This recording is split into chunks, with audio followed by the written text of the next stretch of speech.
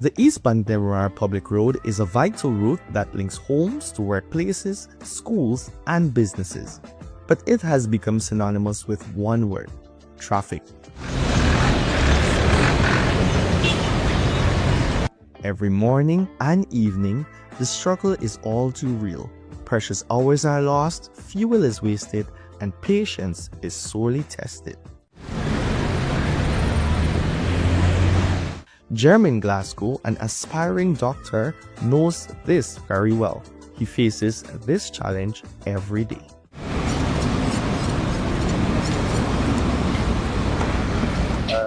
Typical morning traveling the East Bank to the East Coast is a little bit hard, I guess you can say. So, coming from Supply, it would usually take me roughly an hour and a half to get to the university. This would include things like getting a bus, which route the bus takes, and getting another bus to get into UG. I would usually have morning classes at around 8 o'clock, 8:15 to be exact. To get to those classes specifically, I would need to leave roughly around 5 o'clock in the morning, and that's hoping buses pass at those times as well. The traffic build up these days would start as early as 6:30, so the reason for 5 o'clock is to beat 6:30 traffic. With over 30,000 vehicles traversing the East Bank daily and more to come, another thoroughfare was much needed. The solution was the visionary Eccles to Oval Road link. The US $133.8 million road is a corridor of opportunity. This road also helps Jermaine arrive at class on time, which he considers very helpful. He believes that being punctual is essential because missing valuable information could increase his stress levels. If I don't meet those classes, then I wouldn't be able to get the information. When I talk about meeting the classes now, I mean like meeting them on time. The lecturers don't really like when you're not at class on time. Not only that, of course, it will take away from the information you're able to gather. So, without us being there on time, there is a high possibility some of the lecturers might want us to not join the class entirely, and that just adds more to our loss. So, getting there on time is really important to me, and I think it's really important to any student that attends UG. We took a ride with Jermaine, and he had the opportunity to compare this new thoroughfare to his experience using the regular route. It felt as though I was barely making it to classes each day. It felt as though I had to give up a lot of sleep, a lot of my time, just to travel the main road and get to university. However, with this road, surprisingly, I was able to get there in less than half the amount of time I would usually take. Let's say I would usually take about an hour and a half. Within 45 minutes, I was at UG. That always surprises me, to think about how fast I would get there using this road. There's not much traffic here, there's not much stops you need to make, and it's very, very beneficial to me, and I can see that this road can be very beneficial to a lot of other students as well. I'm not the only one from the East Bank. I do hear my story being regurgitated with other students, so I think this would be very beneficial to others within UG as well, especially those that may be coming even far distance than I am. Jermaine is just one of the many students who have to get up early in the morning to be on the road at least by 5:30, ensuring that he gets reliable transportation and avoid the morning rush hour. This road is an investment that benefits every driver, every student, every child, and resident who had to contend with the East Bank traffic.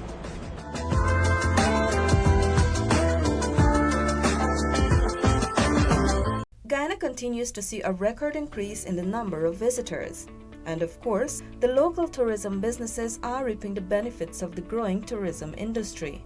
Managing Director of Rainforest Tours, Frank Singh, has testified about the tourism boom in the past 5 years. For the last 5 years, in the tourism industry, I've seen a mass or drastic improvement. The reason why, because the Guyana Tourism Authority, they're setting more standards and they're opening more packages, which in the different areas of Guyana have more package. Because when we started, there were only a few packages. So there are more to offer people who are visiting Guyana.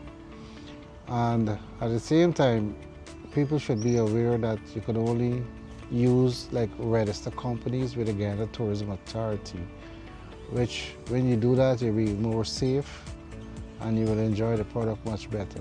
With Guyana being pedestaled, more clients are coming to Guyana with different interests. People are more coming to Guyana with different expectations. I mean, so the products we have now, which is very diverse, and that can suit most of the people that come into Guyana, because there's a lot for the oil and gas. There's a lot of people know about Guyana now.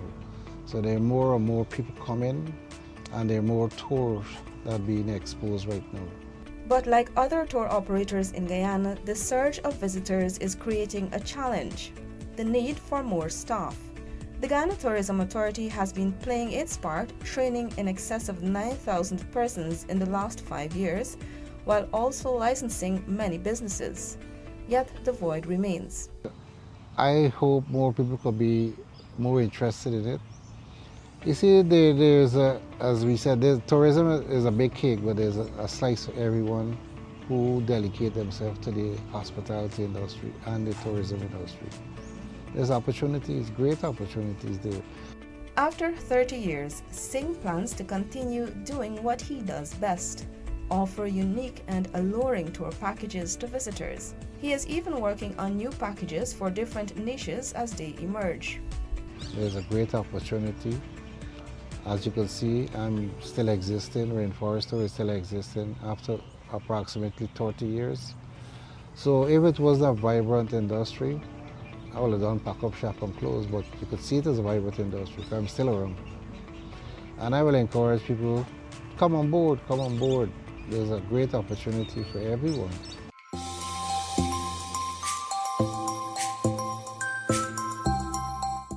I'm here at the Guy Oil service station on Regent Street, where motorists are happy that they are paying less for gas than other countries in the Caribbean.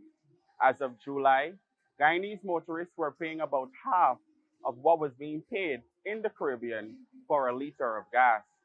It's not me saying this, it's facts from the Energy Chamber of Trinidad and Tobago. And it's a direct result from government's intervention on moving the excise tax from 50% to zero on fuel. Let's talk to some of the drivers and hear what they have to say about this. For me, it has definitely improved my life because the cost has really caused me to more budget better for my driving, because I am a massage therapist. So I do house calls, I go to my clients. So it has definitely improved my life because it's less and I get more gas for less money, which is better for me. Okay. I think it's good. I mean, because I've often asked the question, we are an oil producing country now. How come our gas is so high? So when I saw that the gas drop, I'm like, yeah, we're on the right path. Well, I think it's a good thing because it helps me a lot when it comes to buying gas. You know, also I'm a motorbike user. It helped me a lot because the prices are a little bit more cheaper than before. I couldn't afford all the amount of money to buy gas, and also I'm a brush cutter user. It's helped me a lot because I get to buy enough gas to do my work and them stuff. I think it's something really good they did, and I really appreciate what they did. Pay less, save more. And the idea of going to a gas station, buy gas for my tank, the gas burn out and come back in. Right now, my tank in there, come back in and load back my tank because this gas is the best. I feel very good because we used to pay far more than we pay for gas right now. So I thank God that the government intervened and doing something for us who got buy gas once every 2 weeks. at least for once is that we as consumers, drivers, and owner vehicle can be a little more easy at the gas station whereby you could come and get the money worth for we buying it. So that we can even for drive a bit more, check our family more, you know what I mean? We got to think about we gotta buy gas on so often. At least this is a right step in the way for making so our consumer a little more easy for us.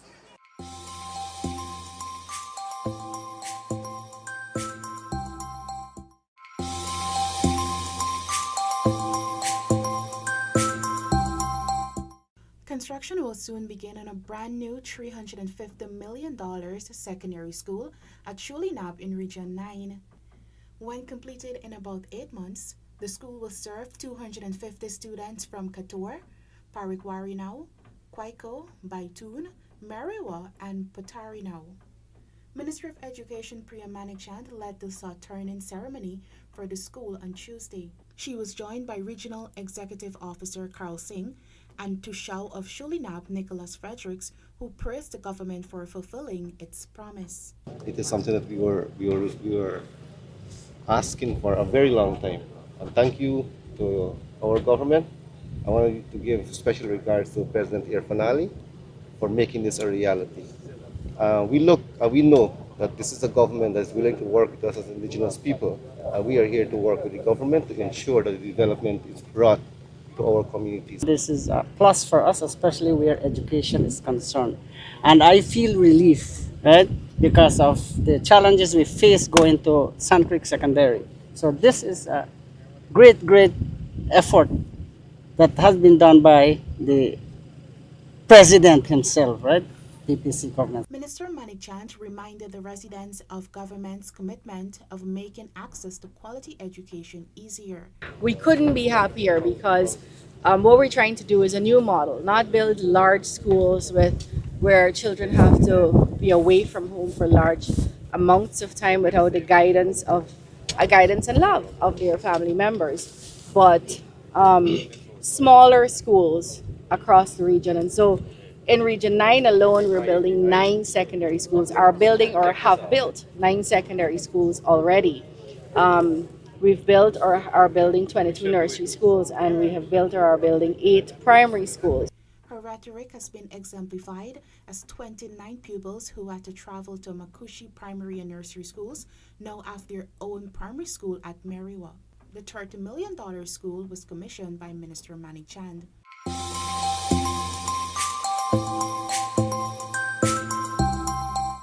The East Bank Demerara Public Road is a vital route that links homes to workplaces, schools, and businesses.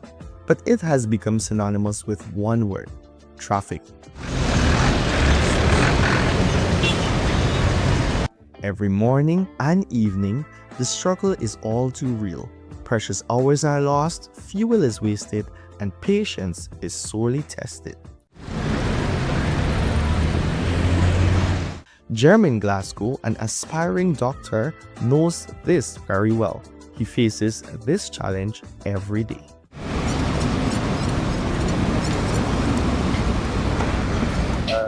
Typical morning traveling the East Bank to the East Coast is a little bit hard, I guess you can say. So coming from Supply, it would usually take me roughly an hour and a half to get to the university. This would include things like getting a bus, which route the bus takes, and getting another bus to get into UG. I would usually have morning classes at around 8 o'clock, 8:15 to be exact. To get to those classes specifically, I would need to leave roughly around 5 o'clock in the morning, and that's hoping buses pass at those times as well. The traffic build-up these days would start as early as 6:30, so the reason for 5 o'clock is to beat 6:30 traffic. With over 30,000 vehicles traversing the East Bank daily and more to come, another thoroughfare was much needed. The solution was the visionary Eccles to Oval Road link. The US $133.8 million road is a corridor of opportunity. This road also helps Jermaine arrive at class on time, which he considers very helpful. He believes that being punctual is essential because missing valuable information could increase his stress levels.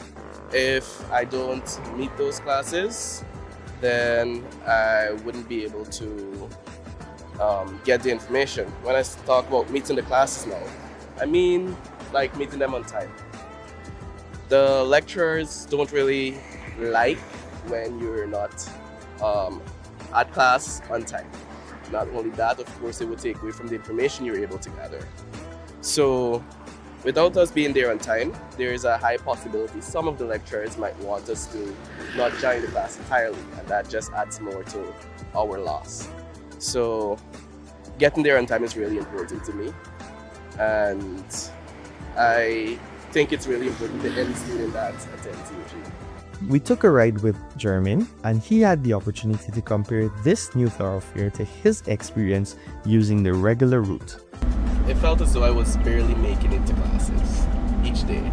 It felt as though I had to give up a lot of sleep, a lot of my time, just to travel the main road and get to university. However, with this road, surprisingly, I was able to get there in less than half the amount of time I would usually take.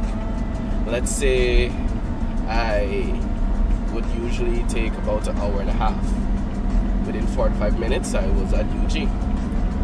That always surprises me, to think about how fast I would get there using this road. There's not much traffic here, there's not much stops you need to make, and it's very, very beneficial to me, and I can see that this road can be very beneficial to a lot of other students as well. I'm not the only one from the East Bank. I do hear my story being regurgitated with other students, so I think this would be very beneficial to others within UG as well, especially those that may be coming even far distance than I. Jermaine is just one of the many students who have to get up early in the morning to be on the road at least by 5:30, ensuring that he gets reliable transportation and avoid the morning rush hour.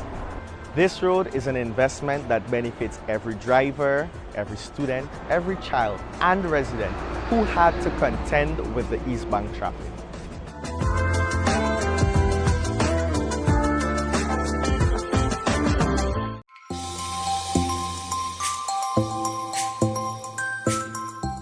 "128 persons from Regions 3 and 4 have graduated as patient care assistants. The graduates underwent a rigorous 4-month training to deliver enhanced level of patient care. They agreed that the training has enabled them to fulfill their aspirations of working in the medical field. It was a good experience. For me, I am a single mother, so it was kind of tough, but I made it through. And I'm proud of myself. I'm a single parent of 2, and if I could do it, then everybody else could do it. And it's a great experience. I found about the program. I was doing a course, and then someone sent me the link. I was like, "This nice to sign up since I always want to become a nurse." And I said, "Okay, no problem. I'll go ahead and sign up for the course." Then I got a call, and I went to the interview. I got through. I was so happy. Couldn't wait for the call, and got through with the course. Started the course.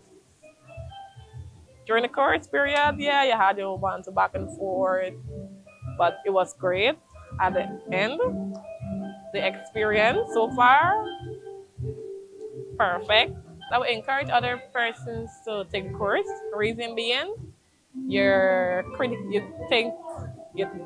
critical thinking skills can come in a lot. The communication. You get to meet different type of people. Delivering remarks at the ceremony at Pegasus Suites in Georgetown, Minister of Health Dr. Frank Anthony charged the graduates to deliver the highest level of service. You're joining a very noble profession, and we hope that while you spend some time working with our patients, that you uphold the values of this profession. Over the last 5 years, the government has constructed and upgraded health facilities, provided training programs, and other crucial services to build a world-class healthcare system.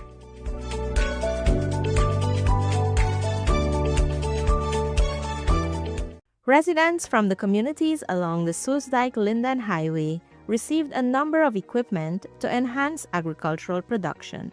On Wednesday, farmers in Kairuni, Lou Creek, Adventure, and Silver Hill collected essential tools, including tillers, water tanks, watering cans, seeds, and other inputs to support small and medium-scale farming.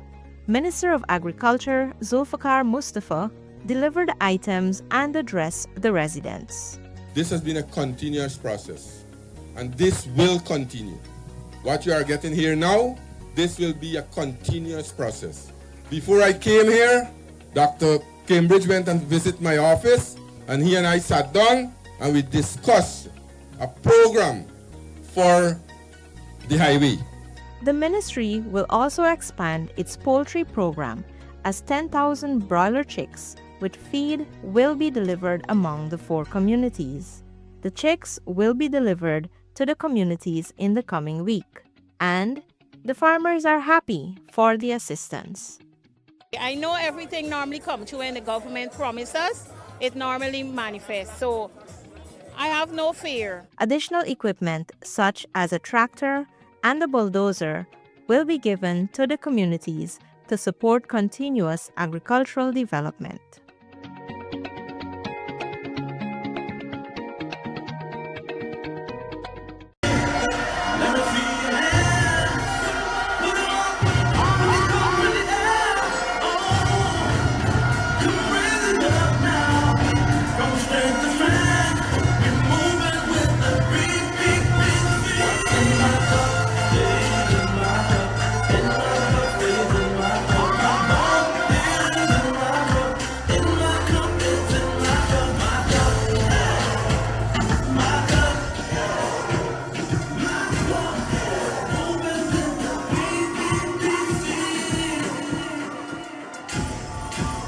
People!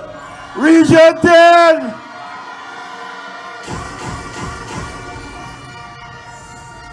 Your homeboy is here again. Region 10 all the way. I want y'all know the ancestors have spoken and all of us come out here.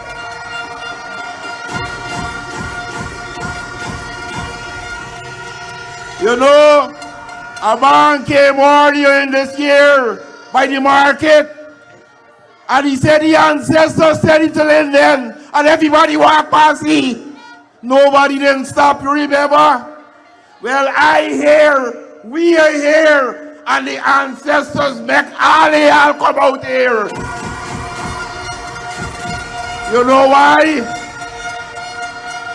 Because the ancestors, they evaluated Dr. Mohammed Irfan Ali. The ancestors evaluated Dr. Barajadio. The ancestors evaluated everything that the PPPC did for the last 5 years. And the ancestors said 5 more years for the PPPC. And the ancestors told me, don't worry, the retirement you're thinking about, 5 more years as Prime Minister. So you have today super, but super 2.0, a more improved super to support Dr. Mohammed Irfan Ali. Comrades, we have to keep the focus. And I want you to listen to me carefully. Come the 1st of September, go quietly into the polling place. Don't make no story. Wake up early, take your breakfast, wake up your neighbor, wake up everybody in your house, go to the polling place, put your XX in the cup.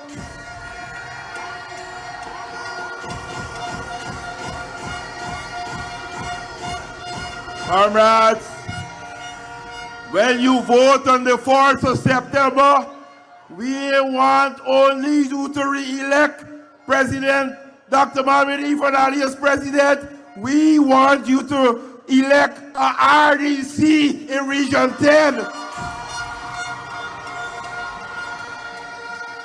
A RDC that reflects the PPPC.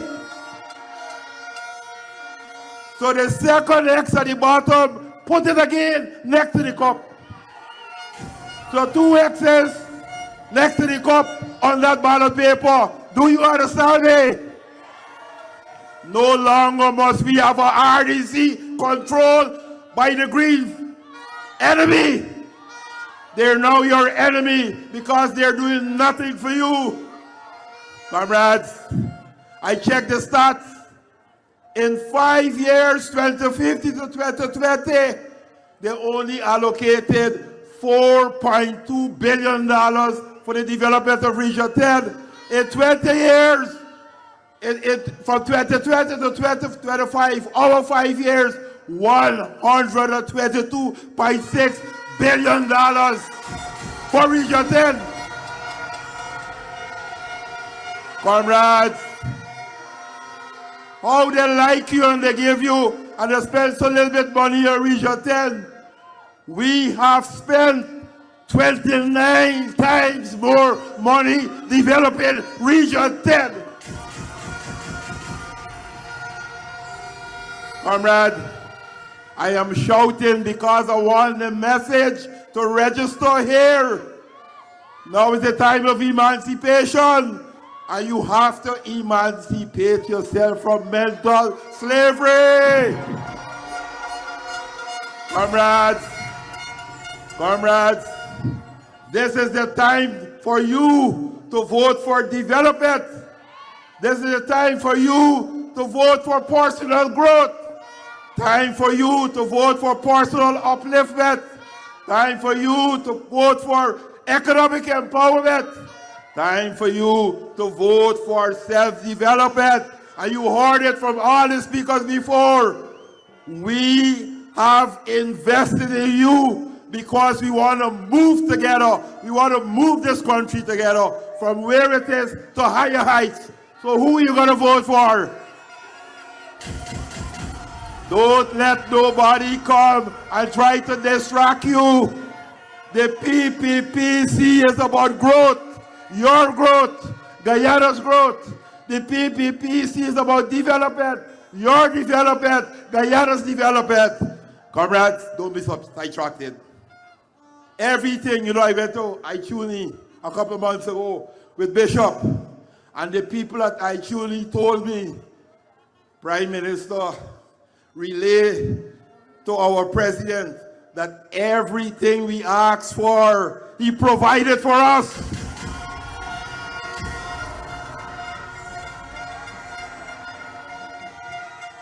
You go to Kwakwani, new roads, places where roads never had before, new roads, new airstrip. Who like you in Kwakwani? The PPPC. Comrades, you cannot vote for people who don't have your interests at heart. You have to vote for people who are focused on your development. Aichuli, Kwakwani, Moritaro, Malali, you go. Internet connectivity, everywhere got a Starlink device. They're connected to the rest of Guyana right now. The people from Malali and Moritaro who did not get to come here, they are in the village listening to us right now because of the PPPC, because of the forward-thinking PPPC, because of the policies of Dr. Mohamed Irfan Ali, because of the policies of our dear General Secretary, Dr. Bharat Jagdeo, and because of the hard work of all our ministers, including Bishop Wanajil. Comrades, they talk about road, the dilly-dally. You know what dilly-dally mean? They sat and they played with themselves. And with their thumb up bum, doing nothing but feeding off of you. We got into office and we hit the ground running, notwithstanding COVID, and we brought development to every community in Region 10.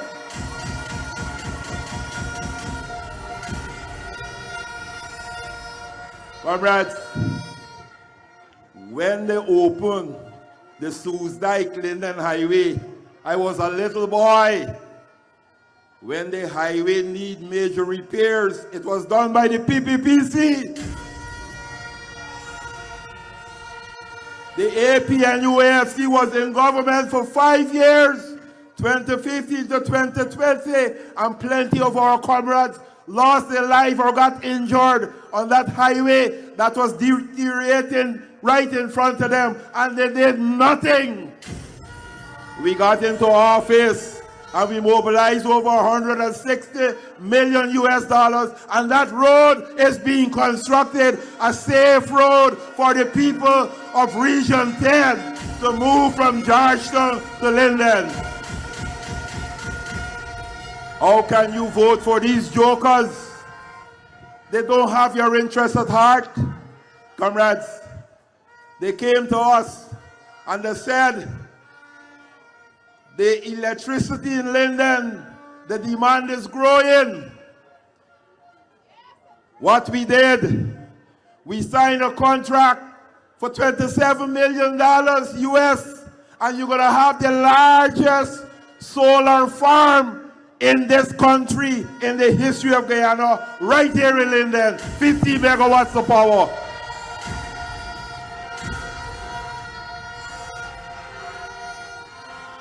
Comrades, the fuel price keep going up and up and up. And what we did, we found the money to give the Linden Electricity Company over 5 years, 13.9 billion Guyana dollars, so that you could continue to enjoy electricity in Linden.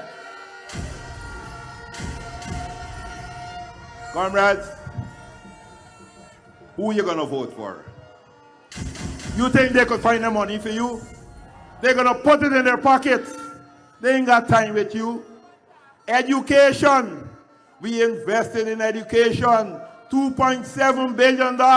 School feeding program. Training of teachers. Increasing salary of teachers. Repairing schools. And guess what? The school that I went to, the last time it had a major repair, it was done by the PPPC government. From 2050 to 2020, you had patchwork repair. And we decided that we're gonna find the money. We went to the lending agency and we have a new school that is being constructed. The highest costing school in this entire country. $2.66 billion.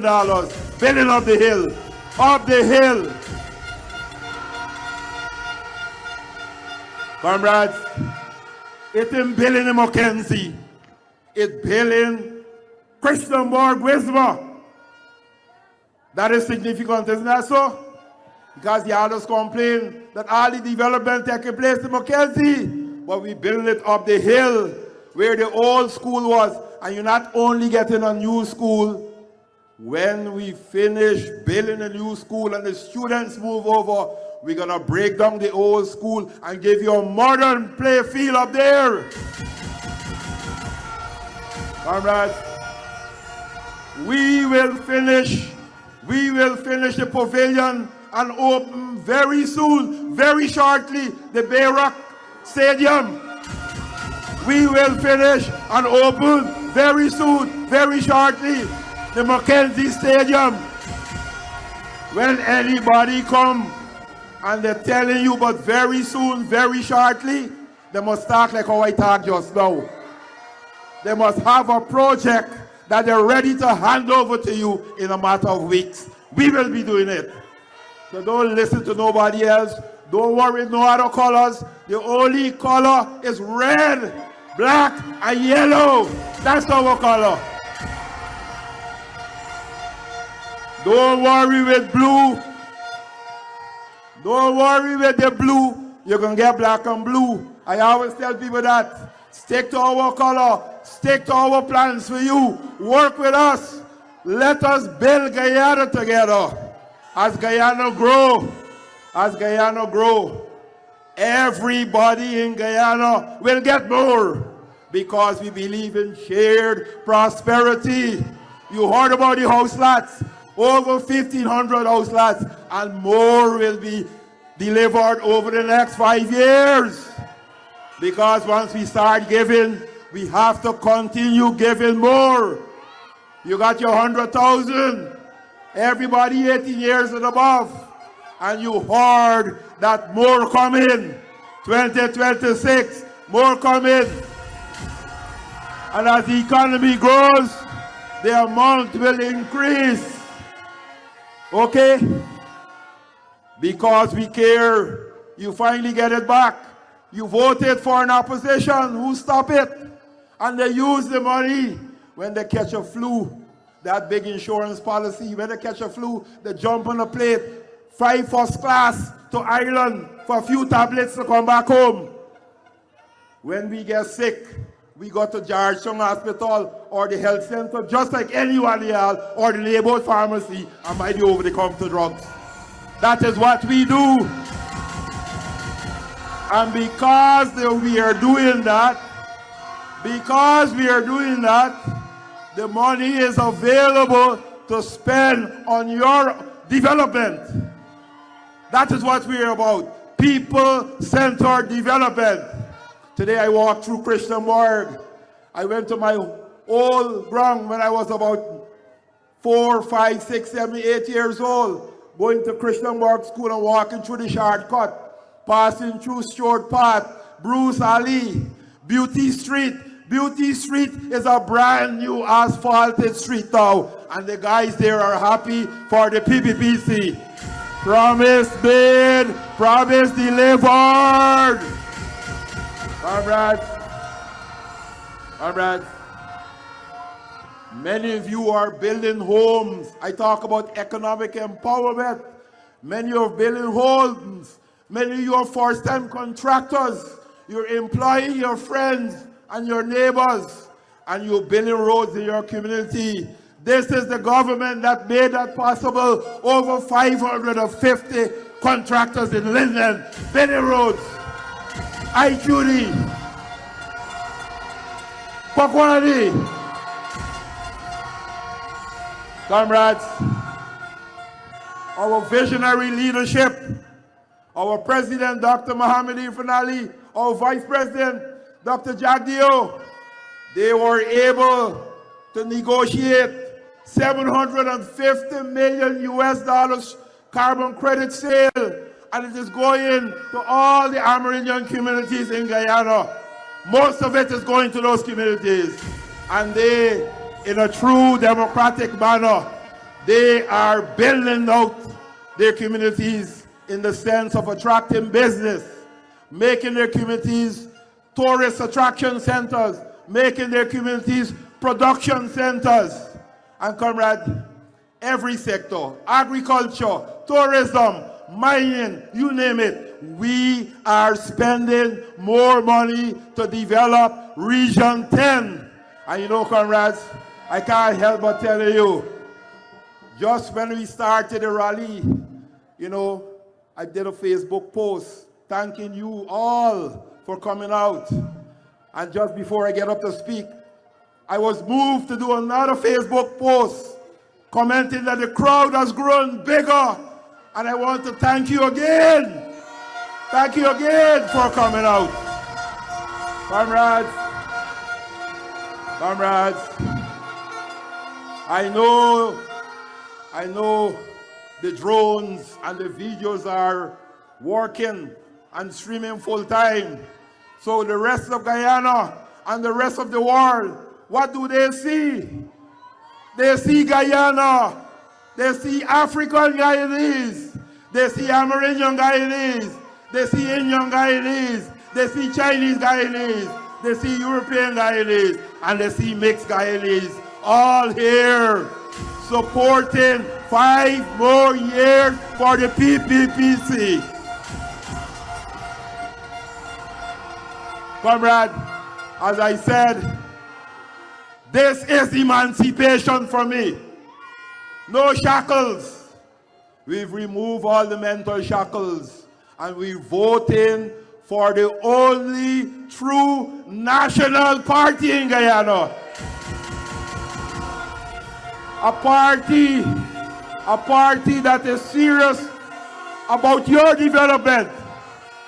A party that is serious about your children's development.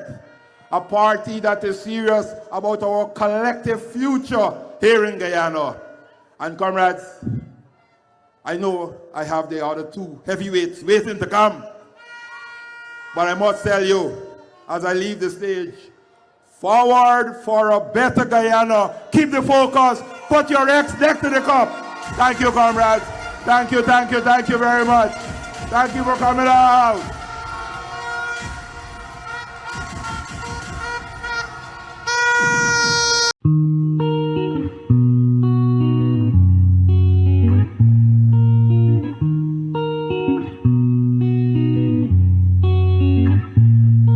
Culture isn't confined by borders.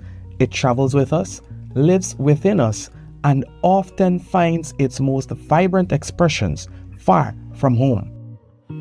All because of you, I be on the phone all night long. Here, in the Turks and Caicos Islands, the Guyanese spirit is alive and well, not just in the hearts of those who carry it, but in the flavors, traditions, and stories they share. Join us as we explore how the Guyanese culture continues to thrive, even far away from the land of many waters. Can't you see I'm in love? Kiss me through the cellular. Kiss me through. One creative woman is keeping the taste and the heart of Guyana alive.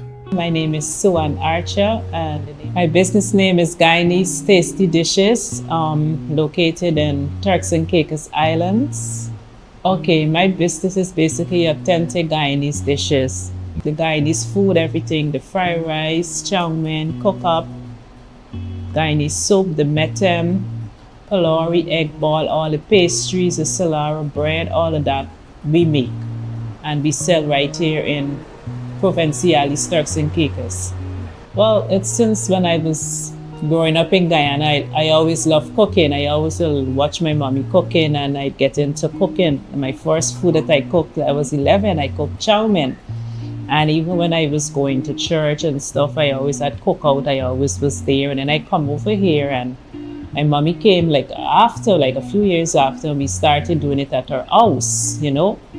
And then we just cooking for a few years and now we expanded. I just moved here like 1 month ago to this building here. Oh, they love it, especially the roti and curry. That is the islanders' favorite. They love roti and curry. When they order like 5-6 roti and curry. They love roti and curry. That's what they love. And they love the pastries. Yes, they love that.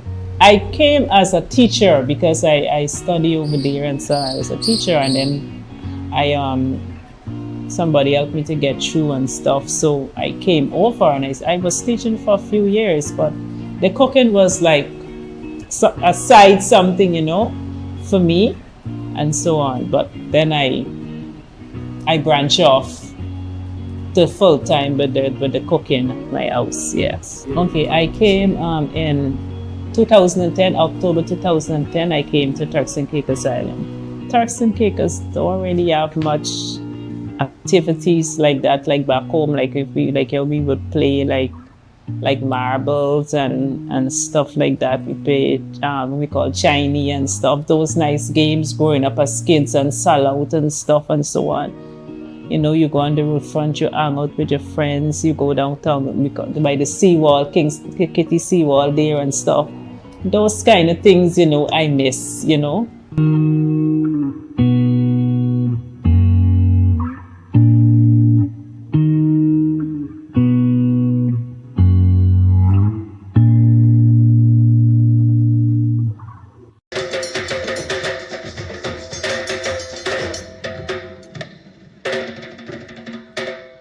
As Guyana celebrates the 187th anniversary of emancipation, Prime Minister Brigadier Retired Mark Phillips attended the Emancipation Soiree last evening at Hopetown, West Coast, Berbice.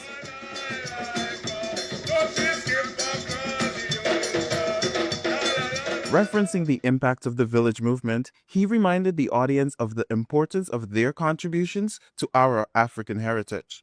This year at Emancipation, there's a lot for us to reflect on. 400 years of slavery, that's the first thing that jump out to us. And 187 years since emancipation.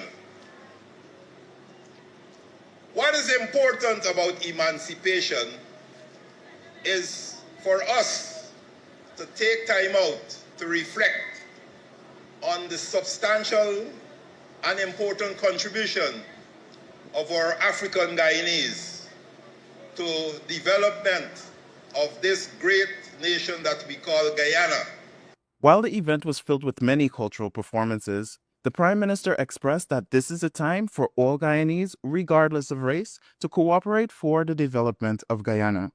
So as we enjoy the dance, we enjoy dressing up in African outfit, we enjoy the music, the food, the immersion and the culture tonight and tomorrow.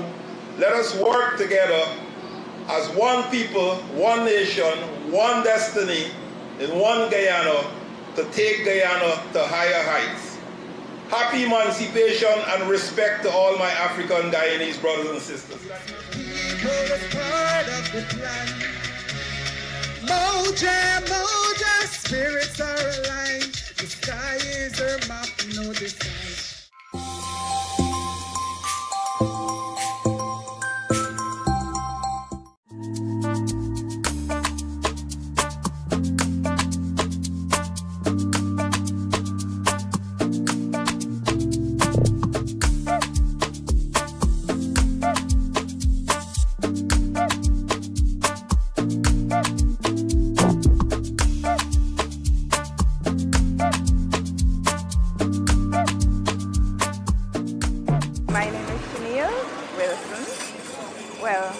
I'm establishing is basically about Guyanese proverb and personalized gifts, right?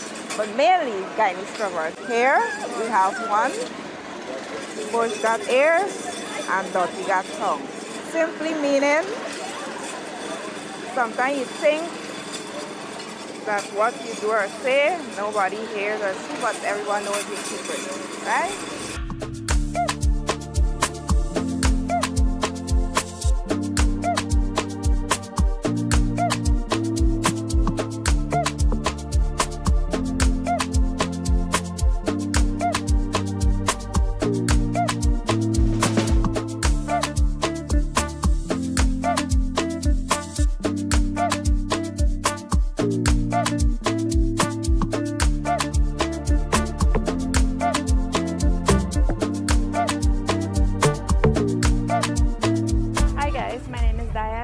I'm the proud owner of Enchanted Gardens Floral Arts, and we make accessories. We make accessories for hair, and we make accessories to wear. So what you see here, we have earrings, we have necklace sets, we got hair bows, and tons of other stuff. And I'm so happy to see my Guyanese people from all races. They're coming out dressed, they're adorned from head to toe in their African outfits, and they look so beautiful.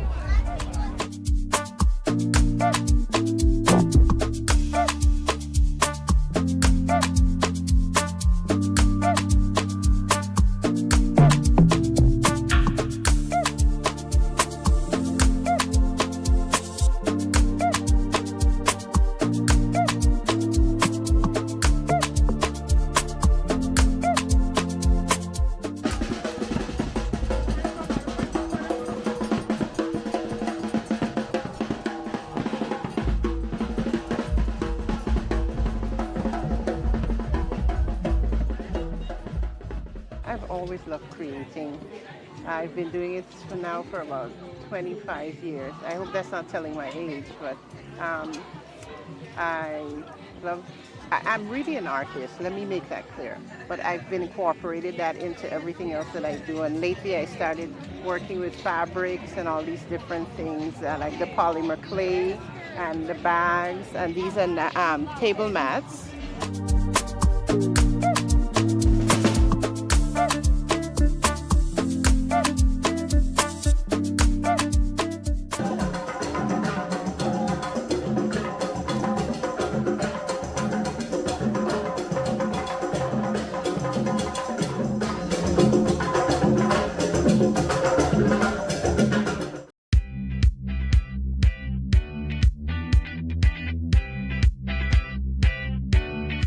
Hi, I'm Shania Prasad and I'm here at Stabrook Market.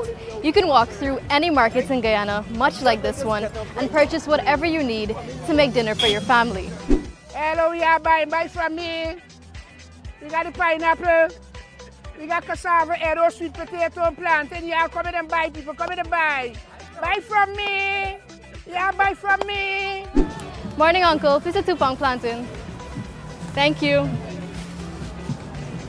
Guyana is the only country out of 183 that makes all the food it needs.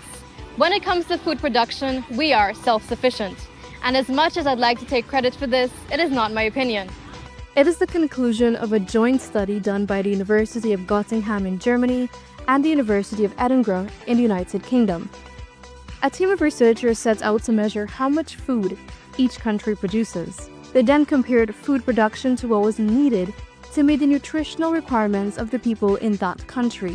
When they released their findings, it made headlines here in Guyana, the Caribbean, and around the world. We reached out to the lead researcher of that study, Jonas Steele, who lives in Germany. So I'm a trained economist at the University of Göttingen. I'm mainly working in development economics, which assesses economic questions in developing countries or low and middle income countries. And I'm also part of the research training group Sustainable Food Systems. So I do have a focus on food systems, and I analyze food systems from the perspective of an economist. Yeah. Here's how Dr. Steele described the significance of his findings. Guyana is the only country that is self-sufficient for all the 7 food groups that we analyzed. Self-sufficiency means, as defined in our paper, that this country produces sufficiently via domestic production to meet its needs. Its needs is defined by the needs of the population. So what is recommended in dietary guidelines, and then how much is needed if you consider the whole population, and can domestic production meet those needs? And we analyzed it for 7 different food groups. The 7 food groups. Let me walk you through what they are. First, you've got your legumes, that's your peas and beans. Second, we have starchy staples like cassava, rice, eddos, and yams. Third, dairy products, milk, eggs, and cheese. The 4th group consists of fish and seafood. Thanks to our fisher folks, we have a good variety of those in Guyana. 6 is fruits and vegetables, and no shortage of these either. Everything from pineapple to bananas to mangoes to karila and pumpkin. And finally, the 7th group consists of meat products like beef, poultry, and pork. Yeah, we see a lot of countries that can meet like 3-4 food groups. Some that meet 5 or even 6, like Vietnam and China.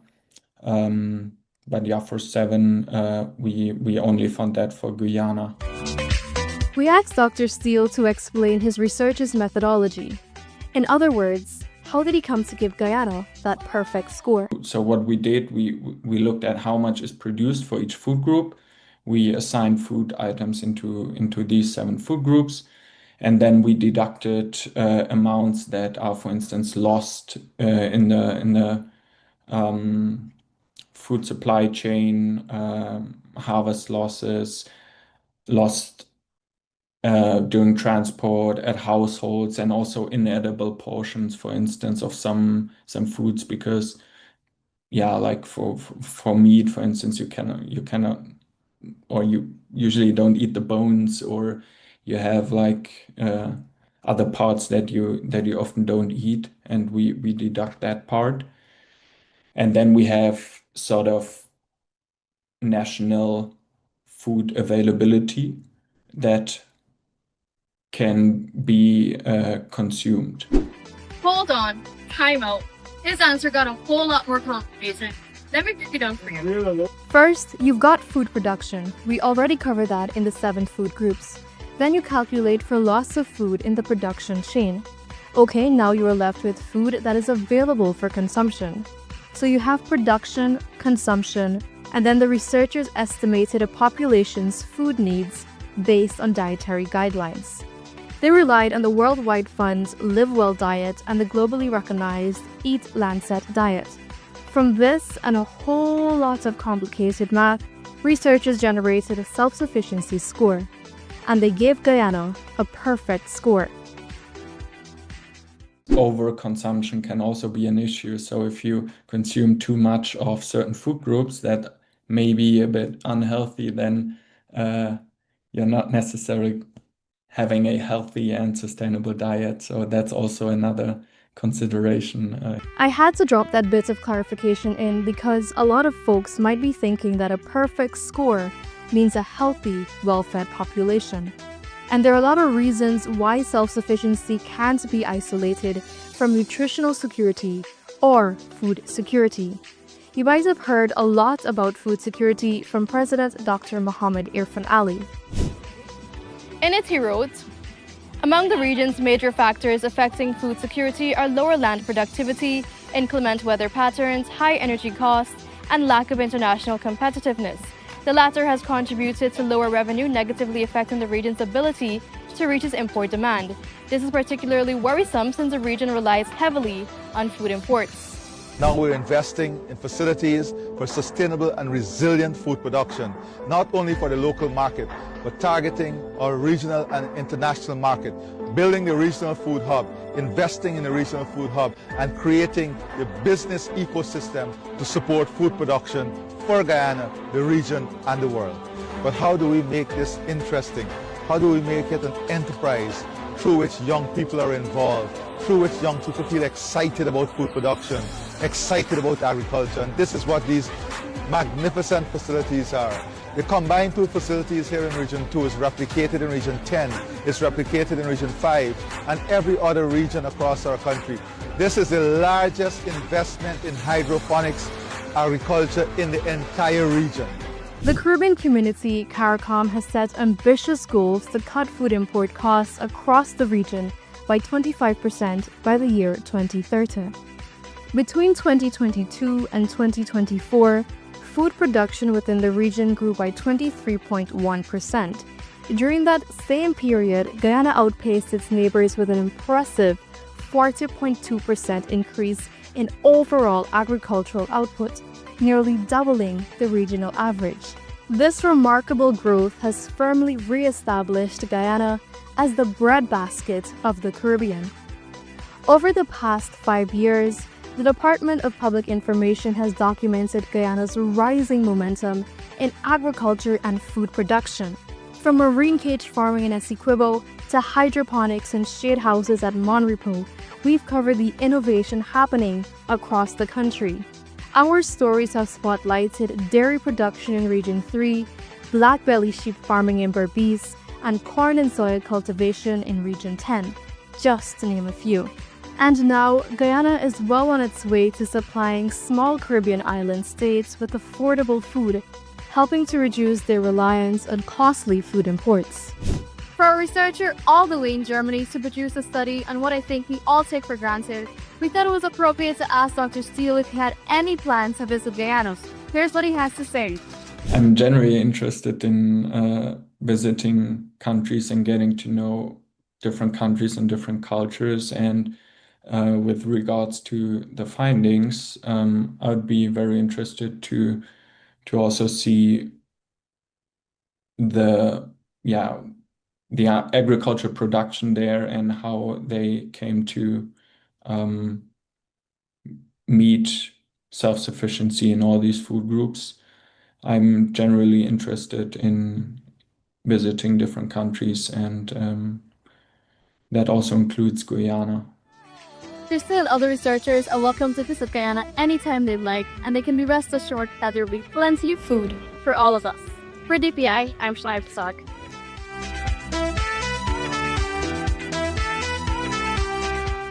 Over the past 5 years, more than 5,000 officials have been trained by the Ministry of Human Services and Social Security's Counter Trafficking in Persons Unit. On Wednesday, in observation of the World Day Against Trafficking in Persons, the minister launched several tools and resources to counter trafficking in persons.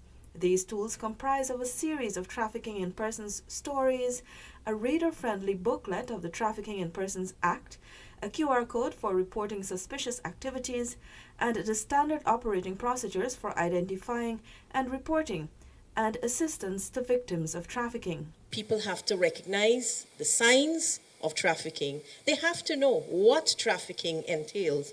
And so today I'm very happy to launch this storybook, and it is a series of tip stories specially crafted for children. The minister highlighted that the launch also marks a milestone in institutional strengthening, visibility, and accessibility in the fight against human trafficking. The ministry remains committed to ensuring that there is awareness of trafficking all across Guyana.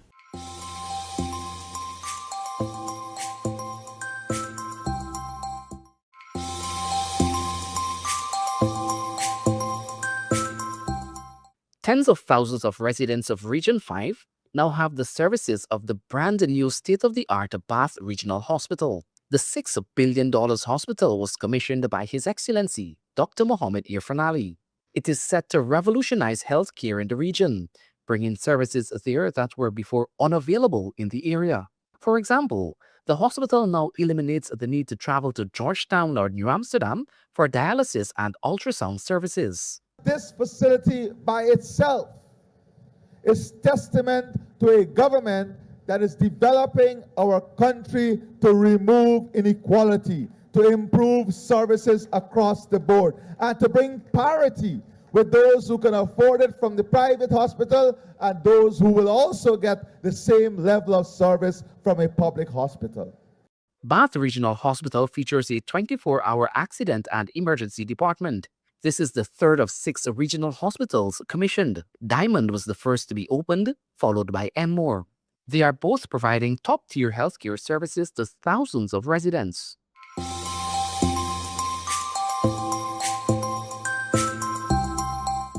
The Ministry of Home Affairs and the Guyana Police Force are calling for an urgent national shift in culture and strategy to tackle the alarming rise in road deaths, particularly among young motorcyclists. The appeal came during the National Road Safety Stakeholders Forum. It is themed, Do the Right Thing.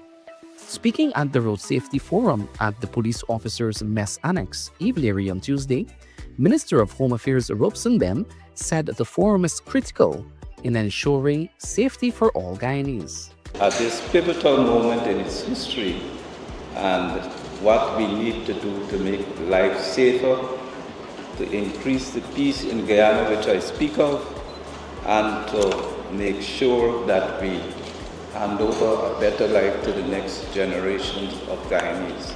Also addressing the forum, Commissioner of Police Clifton Higgins said, while police enforcement is critical, road safety must be shared across every sector of society. Unless we change our collective attitudes towards road use, we will continue to bury our children, our family members, and our friends.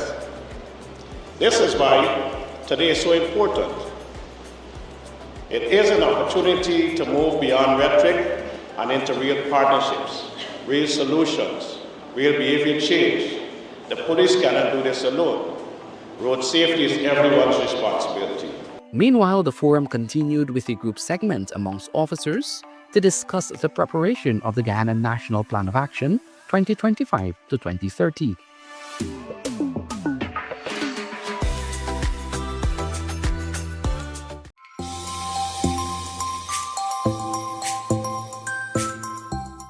The Unleashability Summit was held on Tuesday at the Pegasus Suites and Corporate Center. It brought together key stakeholders within government agencies, the private sector, and international partners to commit to the core principles of engaging people living with disabilities. This was a collaborative effort by the Ministry of Human Services and Social Security, Ministry of Health, and UNICEF. There, stakeholders engaged adults and children living with disabilities. When we meet again, we should be able to come here with figures and facts to show how this has been achieved. Through the Ministry of Human Services and Social Security, we have done many transformational initiatives to improve the lives of persons living with disabilities. This summit brings to the forefront the importance of acknowledging persons living with disabilities, celebrating their strengths and accomplishments, while listening to their challenges so that policies can be crafted to build a more inclusive society for all. It is very important that we have a focus to see how we can improve what is happening with people with disability in Guyana. From the ministry's perspective, Ministry of Health that is, we have been working with persons across the different regions. And more recently, we have concluded a survey to find out how many persons might be affected across Guyana. After the Ministry of Health conducted a survey, they discovered that 24,524 people are living with various disabilities across the country. Assistive aids are provided for these persons through government's initiatives.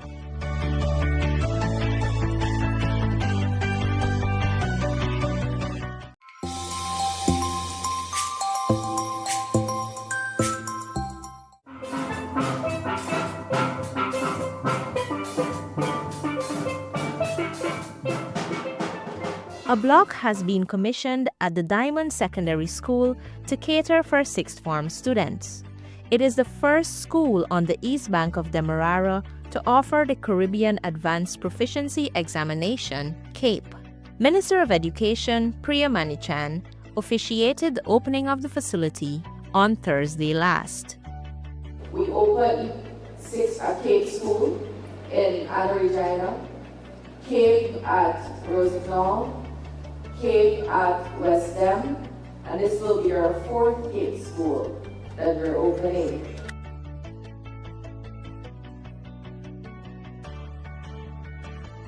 A new administrative block was also commissioned, one that was previously destroyed by fire back in 2018. This new facility houses a spacious staff room, library, and an IT lab with 40 units. And students are eager for schools to reopen in September. I'm excited for the development of this building. I was actually interested in doing CAPE here since I live around this area, so I'm excited that this building is here.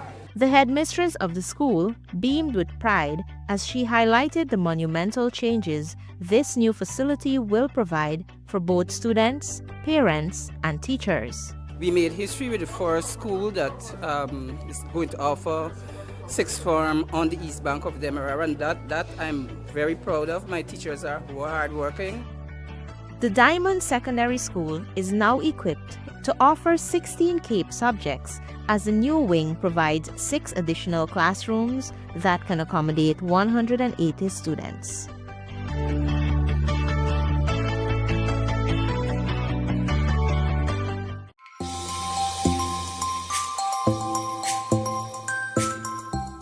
Another 141 persons have graduated with technical skills from the Board of Industrial Training. They obtained a certification in fiber optic installation and heavy-duty equipment operation on Friday last at the Guyana Police Force Training Center. One of the graduates, Colin Belingi, spoke of the life-changing experience. I feel deeply rewarded. I feel it was well-deserved. The time and energy and everything that was invested, and I must commend the governments of Guyana for this opportunity to enhance the skill sets of our youths and propelling them into a different direction. A major impact in propelling the country forward, because we would no longer have to import persons with these kind of skills, so we could actually develop everything on our own. It done a wonderful job for me. Right now I'm currently working presently as an operator. Oh my gosh, I can't say how much it done for me. It was amazing. I learned so much, and I will continue to put my skills into my training. I always had a love for the bigger machines. So now I gain knowledge and experience. I'm going forward into a career. Under the Board of Industrial Training, approximately $2 billion was spent to train almost 13,000 Guyanese over the last 4 years.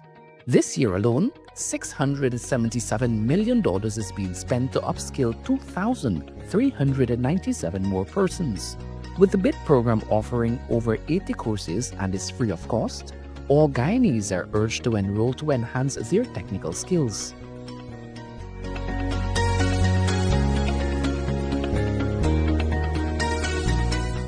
Through the First Lady Aria Ali's Adopt an Orphanage initiative, 11 orphanages are benefiting from financial support from several sponsors. The initiative supports orphanages nationwide by providing financial and resource assistance. It was birthed from a conversation between Guyanese-American rapper St. John and the First Lady in 2021. Sponsors and representatives of the orphanages signed several memoranda of understanding to establish a framework that holds both entities accountable for their commitments. The simple ceremony was held at State House in Georgetown on Friday.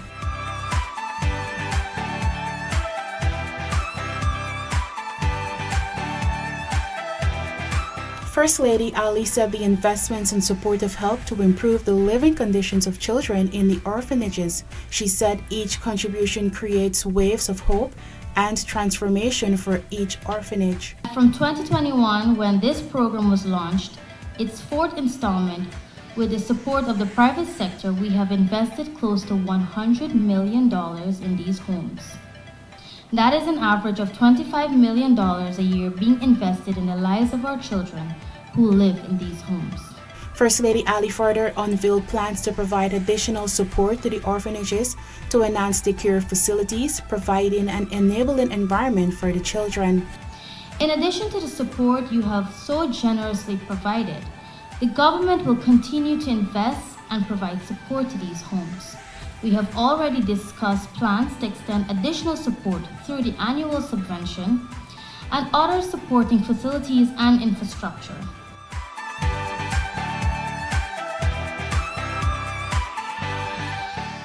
Hello viewers, we're speaking right now with Ambassador Andre Correa de Lago, President of COP30, and we want to zoom in on climate financing and what this means to COP and what role do you see Guyana playing in this regard?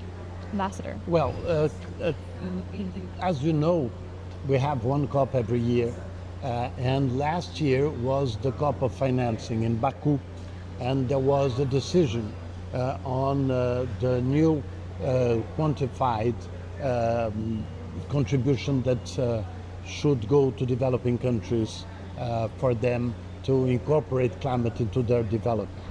But apart from this, there was also a decision that COP29 President and the COP30 President would present a roadmap to see how can we reach 1.3 trillion a year by 2035. And so Mr. Babayev, the President of COP29, and myself should present that roadmap by the end of October.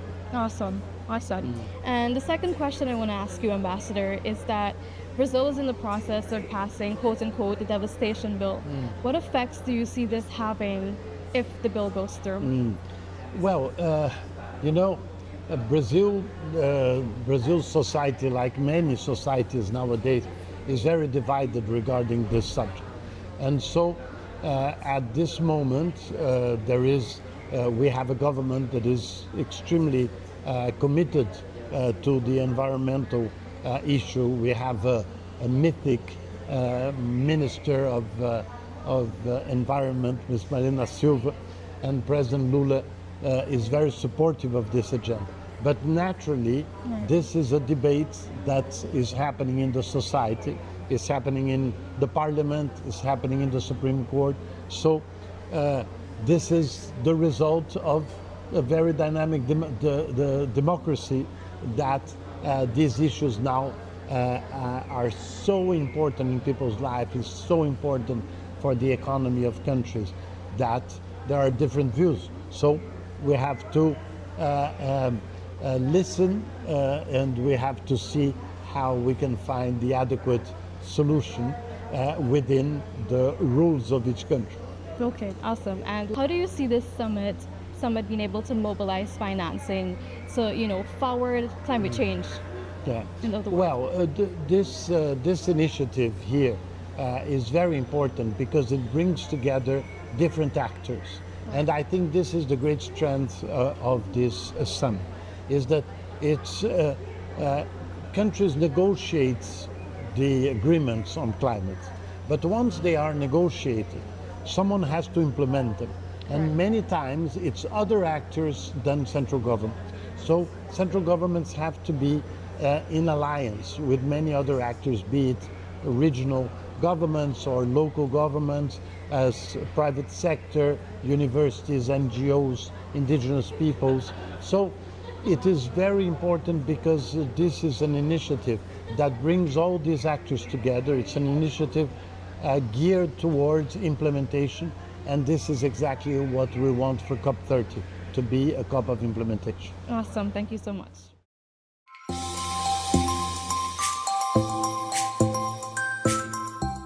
The Ministry of Human Services and Social Security commissioned its first Brave Center for Men at the West Central Mall, Lenora, West Coast, Demerara on Tuesday. The center aims to empower and heal men as the ministry embarks on a plan to create safe spaces for men. Build your legacy, reclaim manhood, activate goals, visualize success, and execute fearlessly. Brave is an initiative that seeks to actively involve men and boys to curb gender-based violence. Minister of Human Services and Social Security, Dr. Vindya Prasad, said this is part of tackling the issue from the roots. This is not something where we are only addressing men or women. We are addressing each person, all ages, every community, our entire country. Minister Prasad explained that this center forms part of fixing the moral decay and decline in the country. And it speaks to what we need to do to fix the moral decay and decline that would have crept into the fabric of our society and the mentality of people. This new national framework, which was launched on June 21, 2025, is designed to redefine traditional gender norms and encourage a more positive conception of manhood.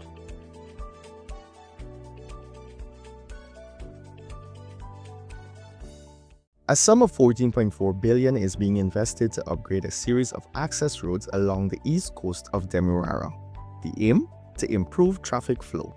While engaging residents on Tuesday, Minister of Public Works Bishop Juan Edgel underscored the significance of these infrastructural works. The development agenda is not a second-class, bottom-shelf agenda. It's a priority. Most of us have family in the United States and Canada. You know how those countries develop? They build the roads. And once you build the roads, the people find ways and means of developing businesses, supermarkets, entertainment centers, hotels, private developers, schools, hospitals, but you got to put in the infrastructure. These upgrades, which will commence immediately, will transform narrow thoroughfares into two-lane roads. It will have concrete-covered drains, pedestrian crossing, and designated parking areas. The communities earmarked for these upgrades include La Bonne Intention, Better for Wactin, Monrepo, Lusignan, Annandale, Collagen, Enterprise, and Nabaclis. Residents and commuters can expect all the works to be completed within 12 months.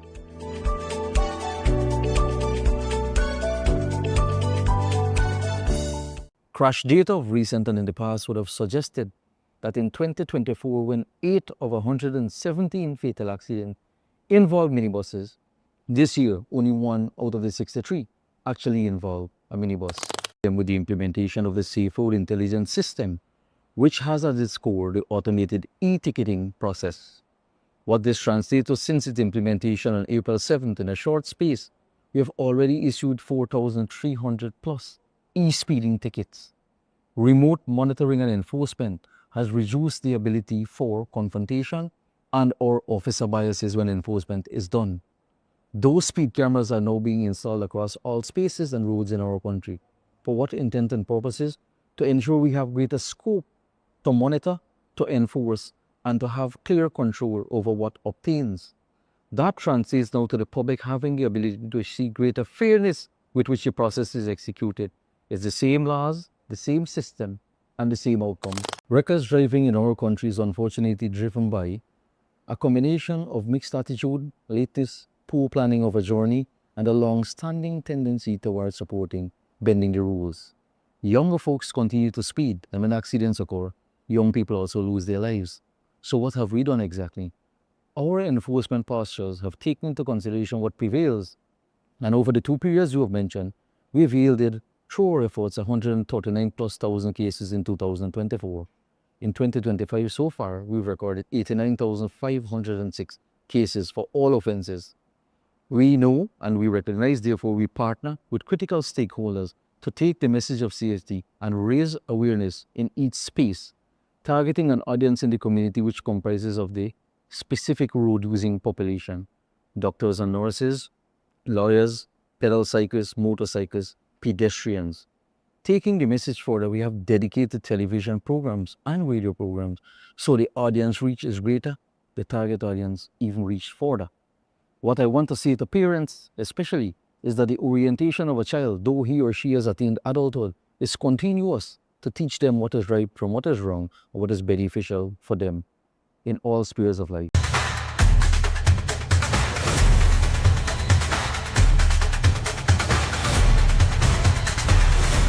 Welcome back to Safeguarding Our Nation. Across the country, concerns about road safety have been growing louder, from reckless driving and overloaded trucks to calls for stronger enforcement and better roads. Joining us today about what's being done is Assistant Commissioner Mahindra Singh. Welcome, sir. Good morning, thank you. Sir, we have a traffic problem. In 2024 alone, there were 117 fatal accidents and 132 deaths. For this year alone, we've already seen 63 fatal accidents and 68 deaths. Why is this happening, and what's being done to fix it? This is a genuine concern for us in the traffic department, as one life lost on the road is one too many. Reckless driving in our country is unfortunately driven by a combination of mixed attitude, latest poor planning of a journey, and a long-standing tendency towards supporting bending the rules. Younger folks continue to speed, and when accidents occur, young people also lose their lives. So what have we done exactly? Our enforcement postures have taken into consideration what prevails, and over the 2 periods you have mentioned, we have yielded through our efforts 139 plus thousand cases in 2024. In 2025 so far, we've recorded 89,506 cases for all offenses. We know and we recognize, therefore we partner with critical stakeholders to take the message of safety and raise awareness in each space, targeting an audience in the community which comprises of the specific road-using population: doctors and nurses, lawyers, pedal cyclists, motorcyclists, pedestrians. Taking the message further, we have dedicated television programs and radio programs, so the audience reach is greater, the target audience even reached further. What I want to say to parents, especially, is that the orientation of a child, though he or she has attained adulthood, is continuous to teach them what is right from what is wrong, or what is beneficial for them in all spheres of life. There's strong public support for speed cameras, surveillance, and e-ticketing. But are they really working? And will this be expanded? Without a doubt, there's significant advancement in the use of speed traffic cameras, the automated e-ticketing system, and surveillance equipment in traffic. Many years ago, we did not have these. Today, we have them with the implementation of the Safe Road Intelligence System, which has at its core the automated e-ticketing process. What this translates to since its implementation on April 7th, in a short space, we have already issued 4,300 plus e-speeding tickets. Remote monitoring and enforcement has reduced the ability for confrontation and or officer biases when enforcement is done. Those speed cameras are now being installed across all spaces and roads in our country. For what intent and purposes? To ensure we have greater scope to monitor, to enforce, and to have clear control over what obtains. That translates now to the public having the ability to see greater fairness with which the process is executed. It's the same laws, the same system, and the same outcomes. Heavy trucks and minibuses remain major public complaints and road safety hazards. What's being done to better regulate them? Motor lorries have been consistently flagged with the offences of speeding, faulty park loads, and maintenance of motor vehicles. Motor lorry drivers also pose a significant threat by their unsafe behavior to rural and urban road users. Noting this, we have partnered with the Ministry of Public Works to establish wait stations. In time to come, there will be the introduction of speed limiting devices to be installed on these motor lorries, which will restrict speed capability. Our traffic enforcement posture has taken into consideration what prevails, and so we target these offences in the spaces where the lorries dominate. We further engage with owners, fleet managers, and contractors to raise awareness that promotes voluntary compliance with the law. We have deployed several patrols to bolster the areas where lorries dominate for the movement of aggregate, to promote safety and to enforce the law. With recent intervention of central government, there are multiple outposts now being established along high-volume areas where traffic progresses. Minibus, similarly as motor lorries, they pose a challenge and are associated with offences of speeding, overloading, and or loud music. So our enforcement posture caters specifically to those offences. We engage the drivers, the owners, and the passengers for important feedback in the process. And we've tightened the entire process of the issuance of a certificate of fitness and the road service license, which they require to operate on the road, as minibuses are recognized to be one of the most important means for public transportation. Crash data of recent and in the past would have suggested that in 2024, when 8 of 117 fatal accidents involved minibuses, this year only 1 out of the 63 actually involved a minibus. Poor roads are often blamed for crashes, especially in the hinterland. What's being done to make those roads safer? That is a valid concern. The Ministry of Public Works, which plays the lead role in matters of road traffic engineering, in partner with us, the Guyana Police Force Traffic Department, have recognized that potholes, poor lighting, improper and poor signage are issues of concern throughout. So, in partnership with the ministry, we have conducted road safety audits. Further, crash data that is captured by us in the traffic department is shared with the ministry to identify accident black spots. What are the causes? So you can address them. Important to this is that our collaboration leads to an improvement in terms of lighting on roads, new or old, the placement of new signs, the rehabilitation of old signs, and importantly, the improvement of road surface condition to improve the general experience in rural and hinterland areas. Community awareness is critical to this process, and in a partnership setting, we engage the residents directly to address the issues and raise awareness. While the task is not one which can be completed immediately, it's ongoing, notwithstanding its several challenges. Many people believe that the traffic laws are not being applied equally. It's all about who you know. What's being done to restore fairness and public trust? Perception drives conflict. The recognition of this perception of who you know, it somewhat haunts us while we conduct enforcement in our country. But there are several things being done right now to rid us of that perception. One of them, the implementation of the Safe Road Intelligence System, which has at its core the automated e-ticketing process. This addresses the issue without officer bias, intervention, and any discretion. So it's not about who you are, but once you would have committed the offenses, you would have been dealt with appropriately. Important also is the introduction of body pack cameras, where each of our operational staff on the front line, they are equipped with at least one. What this translates to is greater quality assurance for the service we render. Many years ago, we didn't have. Today, we have 5,000 plus body-worn cameras in the organization. Internal checks and balances have also been introduced and are working, wherefore an officer's enforcement pattern is examined daily and we can trace it to see where fairness is applied in the process. If or when an allegation is made, and it is departmental or criminal, investigations are conducted thoroughly, and appropriate action are taken against the ranks who default. The system in itself is being improved daily to what? To guarantee fairness in the process and transparency at all times. Thank you, sir, for talking with me. It was a pleasure. Road safety affects all of us, and as you've heard, real work is being done to change both driver behavior and police enforcement. But lasting change also requires the public to take responsibility. Let's all do our part to save lives on our roads. Thanks for watching Safeguarding Our Nation.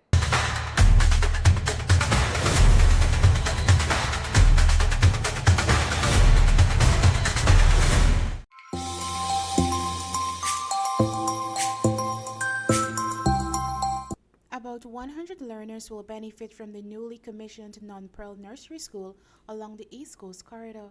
Prior to the school's construction, pupils had to travel to Melanie Damishano or Enterprise to receive their nursery education.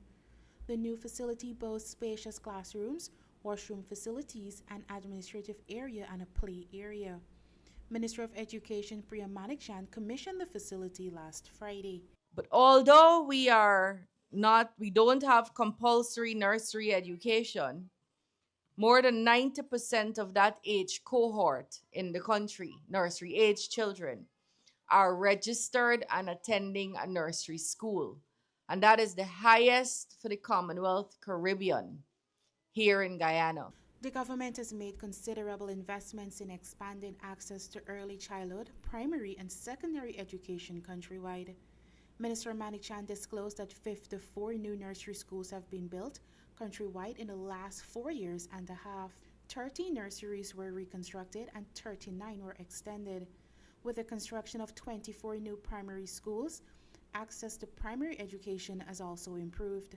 21 new primary facilities have been rebuilt, while 36 underwent extension works. We have built or are building 40 new secondary schools in Guyana. Since 2020, more than $600 billion has been invested to transform Guyana's education sector, reflecting the government's strategic approach to improving education access.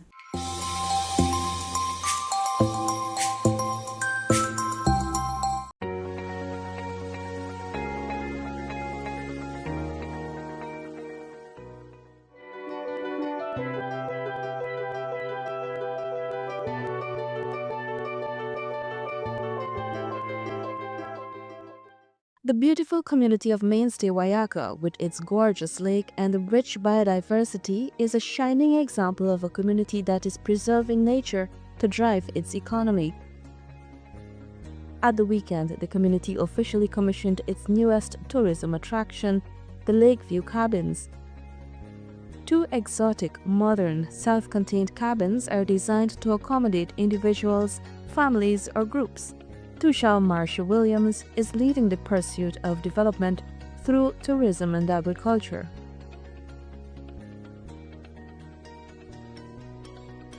Creating jobs, providing new income opportunities for our local village members, as we, as our village, have persons into catering for both small and large events, also providing traditional meals.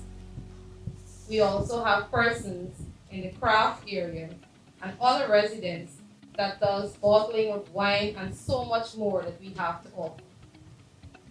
As we open our doors, we must welcome our guests with open arms and also educate them about our village and customs. She noted that there is opportunity to showcase the village's culture, friendly residents, and unparalleled natural beauty.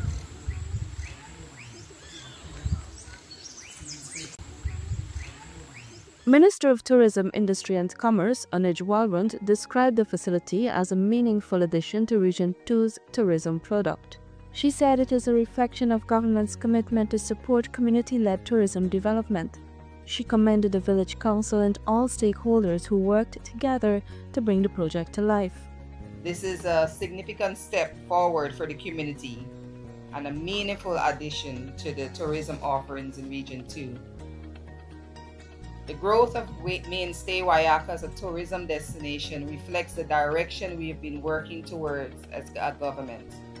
Since 2020, under the leadership of His Excellency President Dr. Mohamed Irfan Ali, the PPPC administration has made tourism a priority by focusing on tourism as a driver of economic growth, job creation, and indigenous community development.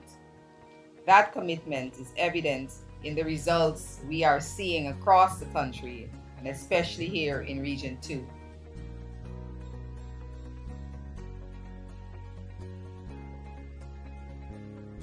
While this community focuses on tourism, the community also sustains itself through agriculture.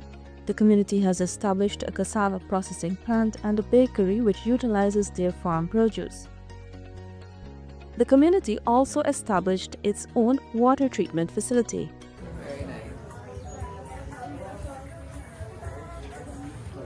Mainstay Wayaka also offers a nature trek, where visitors can learn about traditional herbs, listen to stories, learn traditional food preparation, and get a glimpse of birds and wildlife in the area.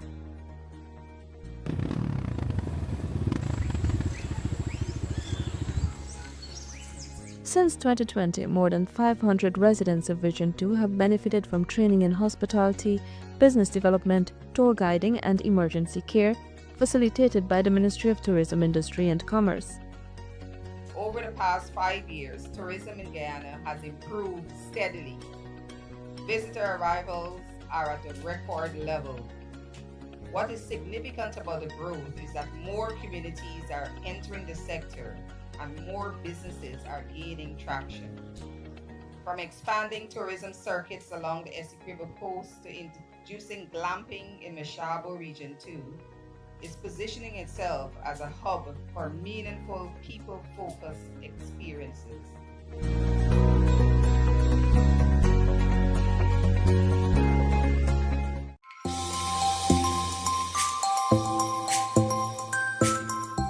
The wealth of our country is in agriculture and food production.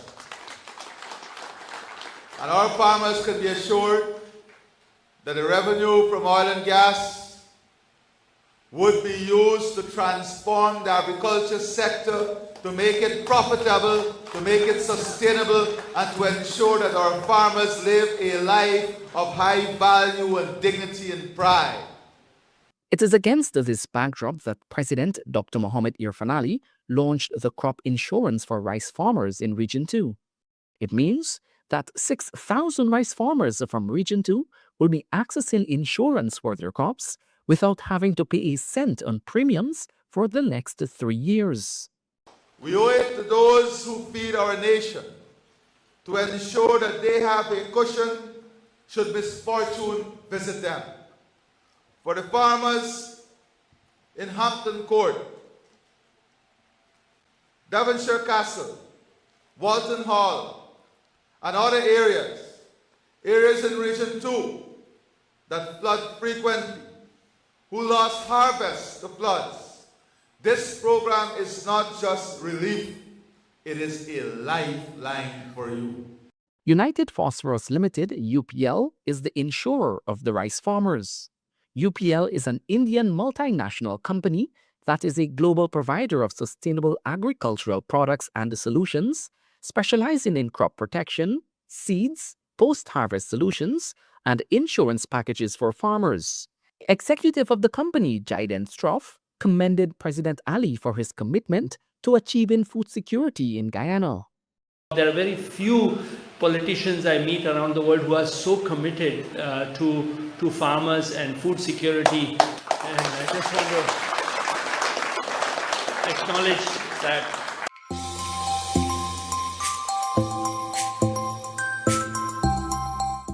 192 persons graduated from the Board of Industrial Training on Monday at the Lenora Technical Institute. They are now specialized in a number of technical skills, including electrical installation, welding, heavy-duty machine operation, and commercial food preparation. Speaking on the importance of being certified, one of the graduates, a 49-year-old mother, Norma Nurse, had this to say. As in the work field, without a paper, you would always be discriminated on. You might do the work better than somebody that is certified, but without that certification, you will never get the opportunity that you deserve. Another proud graduate, Darshani Khan, completed a course in heavy-duty machine operation. I would encourage a lot of persons, young persons especially, to get themselves equipped with the program. It is free. It is good training, good instructors. More persons are urged to seize the opportunity provided by the government through the Board of Industrial Training. The training is free of cost and offers over 80 courses.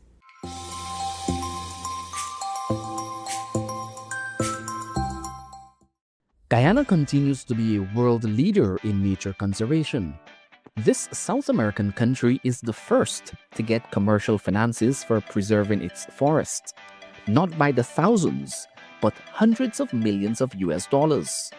Following its blueprint on the low carbon development strategy, Guyana has taken a bold step to champion the conservation of biodiversity. But what is biodiversity and why is it important? Biodiversity refers to the variety of life on Earth, and it is essential to the planet and the survival of humans. Addressing global conservationists, scientists, and policymakers, President Dr. Mohamed Irfan Ali stressed that the time is now to protect the biodiversity, since 50% of biodiversity globally has already been lost.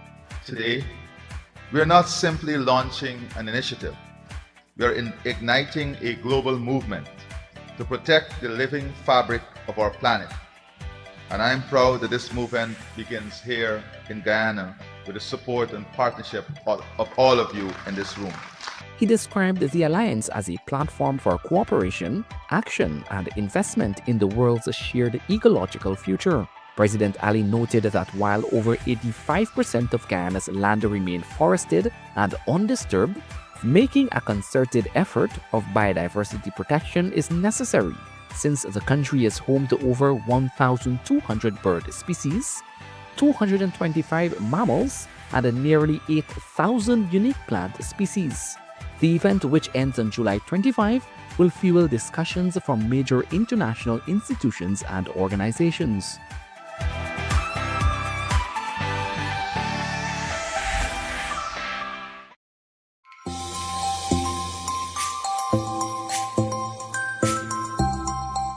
Seven more community service officers have completed training in tractor operation and maintenance. This initiative, spearheaded by the Ministry of Amerindian Affairs, is already making a difference, particularly for young women. I've had experience with driving, but with the tractor, the stick gear, I've learned a lot. I should say with troubleshooting, how to change engine oil, how to bleed the brakes fluid, and a lot. The training was very interesting. It wasn't really nothing difficult for Lord to drive a tractor because I had a little bit of idea of driving with shift gear, so it was very nice, and I learned a lot about what you must do first before you go on a tractor, the aisle and whatsoever. So it was real good. It's very interesting to be a CSO and go on training. You learn a lot, just give yourself the opportunity to learn new things. Over the past 4 weeks, 37 community services officers received training in tractor operation, maintenance, and simple repairs. They are now equipped to bring these skills to their villages, aiding local agriculture and community development. The training that I completed for the past month, been there training. It was nice, sometimes challenging, but I learned a lot from it. I'm going to go home and teach the youths about it. It is also very useful when you participate in our training, that you, when you go back to your village and you are attached as a CSO, that you can provide service to your community.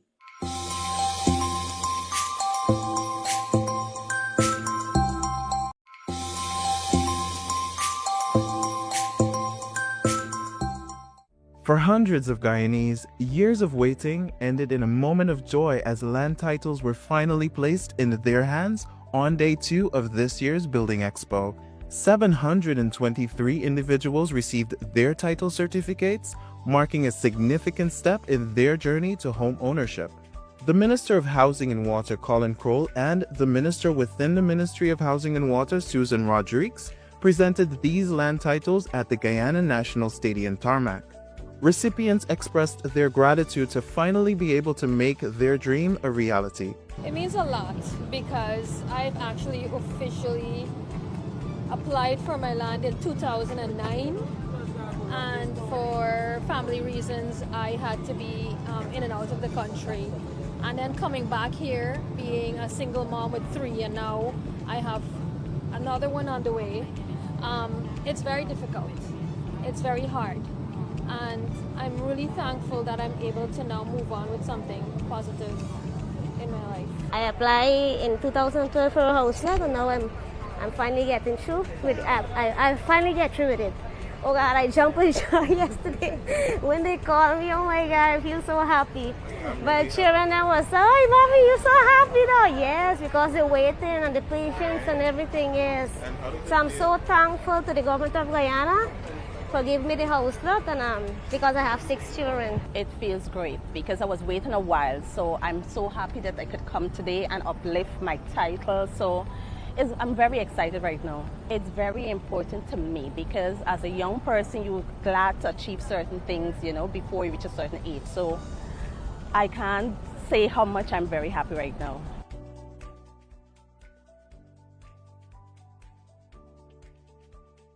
More than 9,000 teachers have been trained over the last 3.5 years, according to the Minister of Education, Priya Manichan.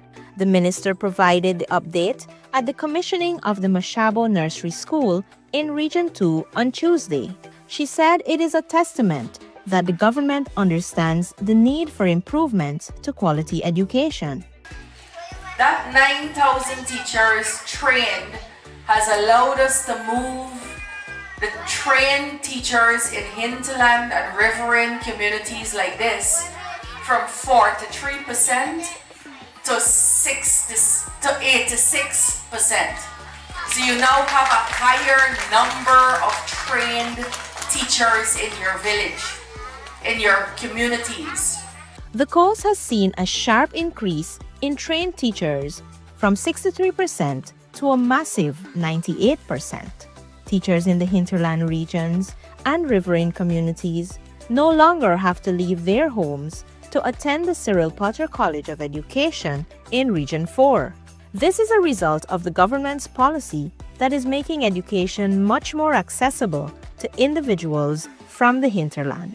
Every teacher who wants to be trained, every young person who wants to be trained, we will train you, we will pay you as you are training, and we will make sure you don't incur any training cost as you are going through that training. That is what the PPPC stands for.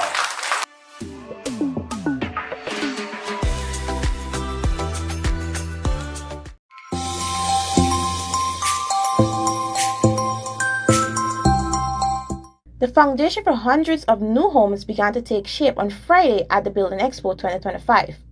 339 families of Regions 3 and 4 received financial assistance in building their dream home under the Steel and Cement Subsidy Program. Minister of Housing and Water, Colin Crowell, and Minister within the Ministry, Susan Rodriguez, led the distribution exercise. With each voucher valued at $225,000, families can have a head start on building their homes. Vanessa Arta, living in Essequibo. Well, to start building, I didn't expect to get it back at so soon. That is true. So this is a privilege. This is a very big help. I'm from the Enmore East Coast, Demwara. Um, my plans on collecting this check from the Ministry of Housing is to start my building project. Um, I waited approximately 1 month. Well, this is a huge step for me because being a first owner of a land was very good for me, but now owning your home is huge. That's where you get to be your own office manager. You can do all the things you want to do. Over 200 more individuals will receive vouchers before the end of this year's expo.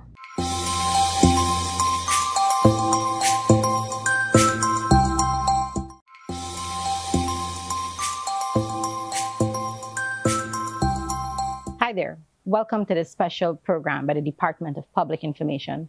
I am Fariza Hanif, and today we will be discussing Venezuela's decision to rejoin the case at the International Court of Justice. And joining me on this program is the Honorable Minister of Foreign Affairs and International Cooperation, Hugh Todd. Minister, thank you for joining us. Thank you for having me. I want to get straight into the discussion. So we saw earlier this week that Venezuela decided to rejoin the case at the ICJ, and the Guyana government welcomed that decision. I want you to explain for us, if you can, for the benefit of our audience, what this means and what the next steps are. Well, thank you very much. I think it's a very welcome decision by the people of Guyana for the fact that the Venezuelan government has filed their rejoinder to our response. As you're aware, we've gone through 4 stages of filings. Firstly, we would have filed our memorial, giving the merits of the case in terms of our arguments. Venezuela would have submitted their counter memorial. We would have done our response to their counter memorial, and now Venezuela has submitted their rejoinder to our response. So this completes the filings, the stage for all of the filings of all of the arguments. Now, what this will do now is allow for, well, there's a recess because it's August. Yes. The court will then deliberate on the submissions.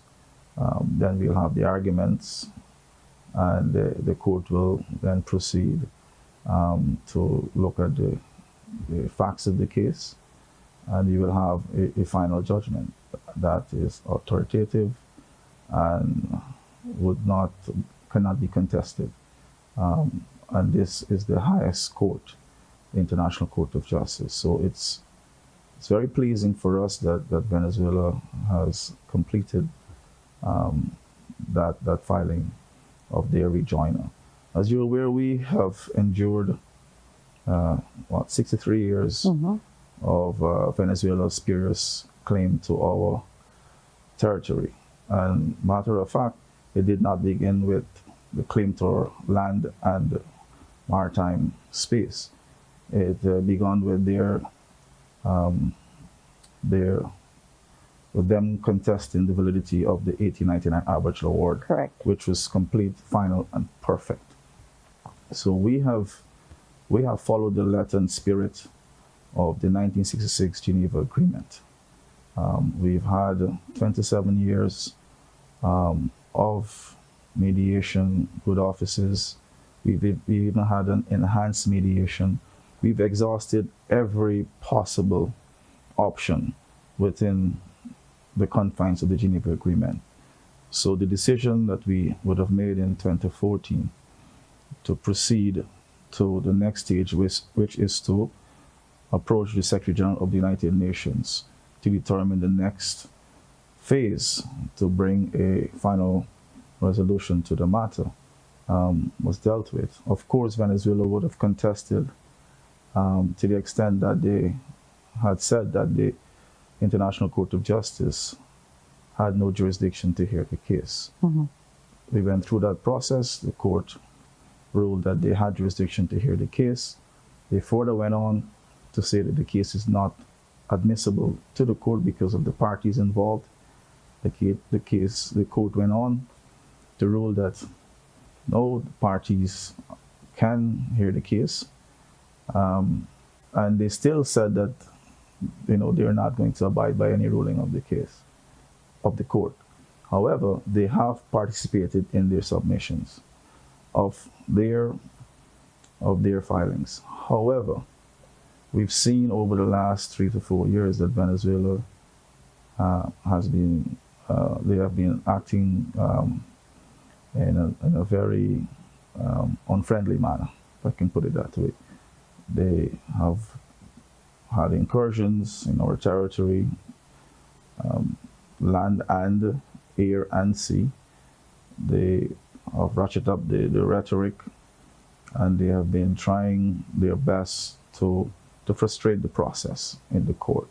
We have held very firmly to our position that we are committed to the International Court of Justice and that we will not have any discussions with Venezuela with regards to the case. We have made it very clear to Venezuela that we will have any other discussion that can promote good neighborly relations, because as you're aware, there are many other matters that we need to discuss and still need to discuss because we are permanent neighbors. Correct. And we felt that in order to ensure that we have good neighborly relations, that we had presented to Venezuela that we can work and collaborate in combating transnational organized crime. We can treat with migration. We can partner in areas of trade, commerce. Venezuela has not supported those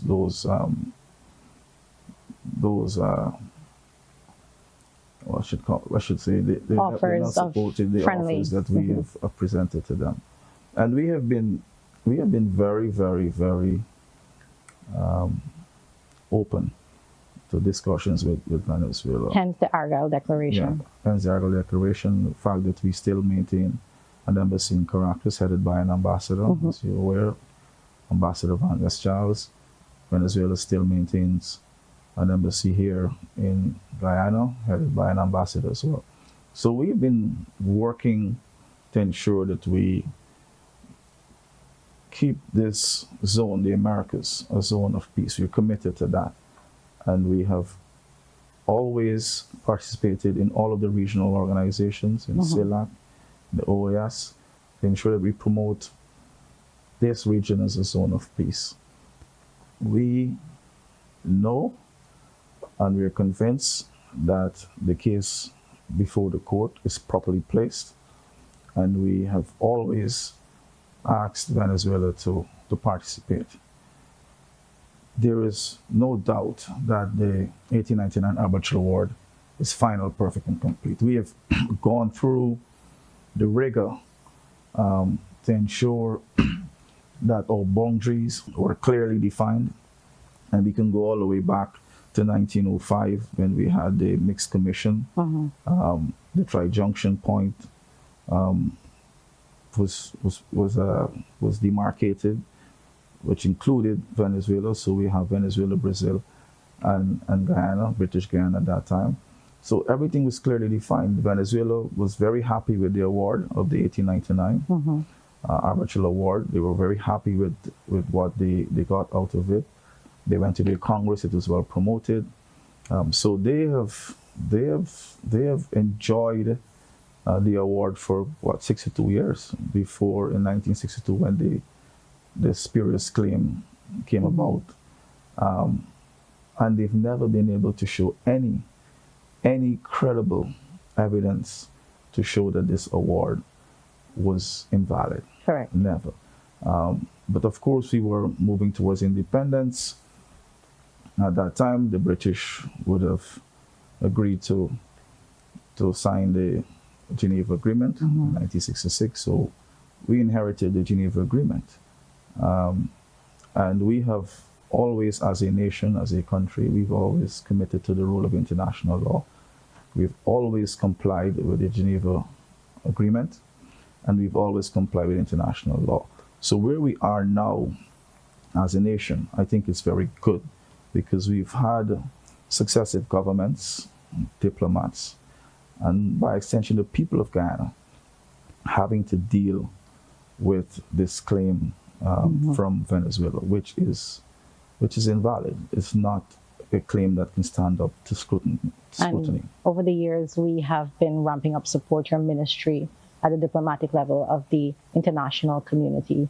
And we've seen the support from the ABC countries as well. What more has been done by your ministry to get more support from the diplomatic community? So we've had a massive campaign, because of course Venezuela has been more vocal on this issue globally. And we started our diplomatic push, visiting capitals and having meetings at the level of heads of state, at the level of the foreign minister, diplomats. We have been on the move, going about ensuring that we can sensitize other nation states as to the meaning of this case, because we could not assume that everyone knows. Every nation state is looking after their own self-interest. So we have had to be very proactive, and we have been very successful. I can tell you that most of the world's economies are on the side of the international law, not on the side of Guyana, on the side of international law, and we're on that side. And we've gotten very, very strong support from our traditional partners. The United States of America is solidly in our corner. You'd have seen recently the visit of the Secretary of State and what he would have said in terms of support for Guyana, the level of the ICJ. So we have been doing everything as a people and as a nation state to ensure that we comply with the rule of international law. And we have been using diplomacy to ensure that we can communicate and participate within the international system to ensure that our voices are heard and that we are properly placed. We are confident that the international community is very much aware of the case, and we are also confident that they are very pleased with the fact that we have completed all of the filings with the recent filing of Venezuela with their rejoinder. Minister, you alluded earlier to unfriendly acts by Venezuela, especially these past few years. Some regard it as acts of aggression as well. And they have not made it a secret that they're threatening our territorial integrity and sovereignty. Are there any other concerns that you have as the Minister of Foreign Affairs relating to our territorial integrity and sovereignty? Yes, we've been very cautious, because we know that Venezuela would use any attempt to derail the case before the ICJ, and they will explore every opportunity possible or available to them, to the extent that they may even use non-state actors to threaten our sovereignty and territorial integrity. But as you asked that question, I'm encouraged to inform you that only recently we found out that the Mohammeds have been frequently visiting the Venezuelan embassy here in Georgetown. Now, you can recall that we've had congressmen in the United States of America who have been very vocal in connecting the Mohammeds to Nicolas Maduro and his regime, particularly as it relates to smuggling and the sanctions that have been placed on Venezuela, gold smuggling that is, and money laundering. So I think that is of concern to the Ministry of Foreign Affairs and International Cooperation, government of Guyana, and of course it will be of a grave concern to the people of Guyana, because we see that as a move that connects what the congressmen in the United States have been saying with the action of the Mohammeds here more recently in Georgetown. So I had summoned the ambassador to a meeting, The Venezuelan ambassador, and he confirmed that the Mohammeds visited the embassy to apply for visas to go to Venezuela, specifically Caracas. So that is of concern to us, because we can see, or we can follow that a pattern now that has been evolving, and I think that is a concern to us as a people and as a nation, because that can pose a threat to our sovereignty, particularly this particular moment that we have our regional and national elections, and we know that we've seen previously that you can have foreign interference, and of course we have to ensure that we are very cautious, because we cannot rule out any attempt by Venezuela to use any option available to derail our electoral process. And of course, if it is clear that the Mohammeds are close to Nicolas Maduro and his regime, that can pose a serious threat to our sovereignty, and it can also affect our relations with the United States and our traditional partners. So I think it is of grave concern to us as a people and as a nation. Thank you, Minister Todd. And for our viewers and our listeners, thank you for joining us on this program. My name is Fariza Hanif.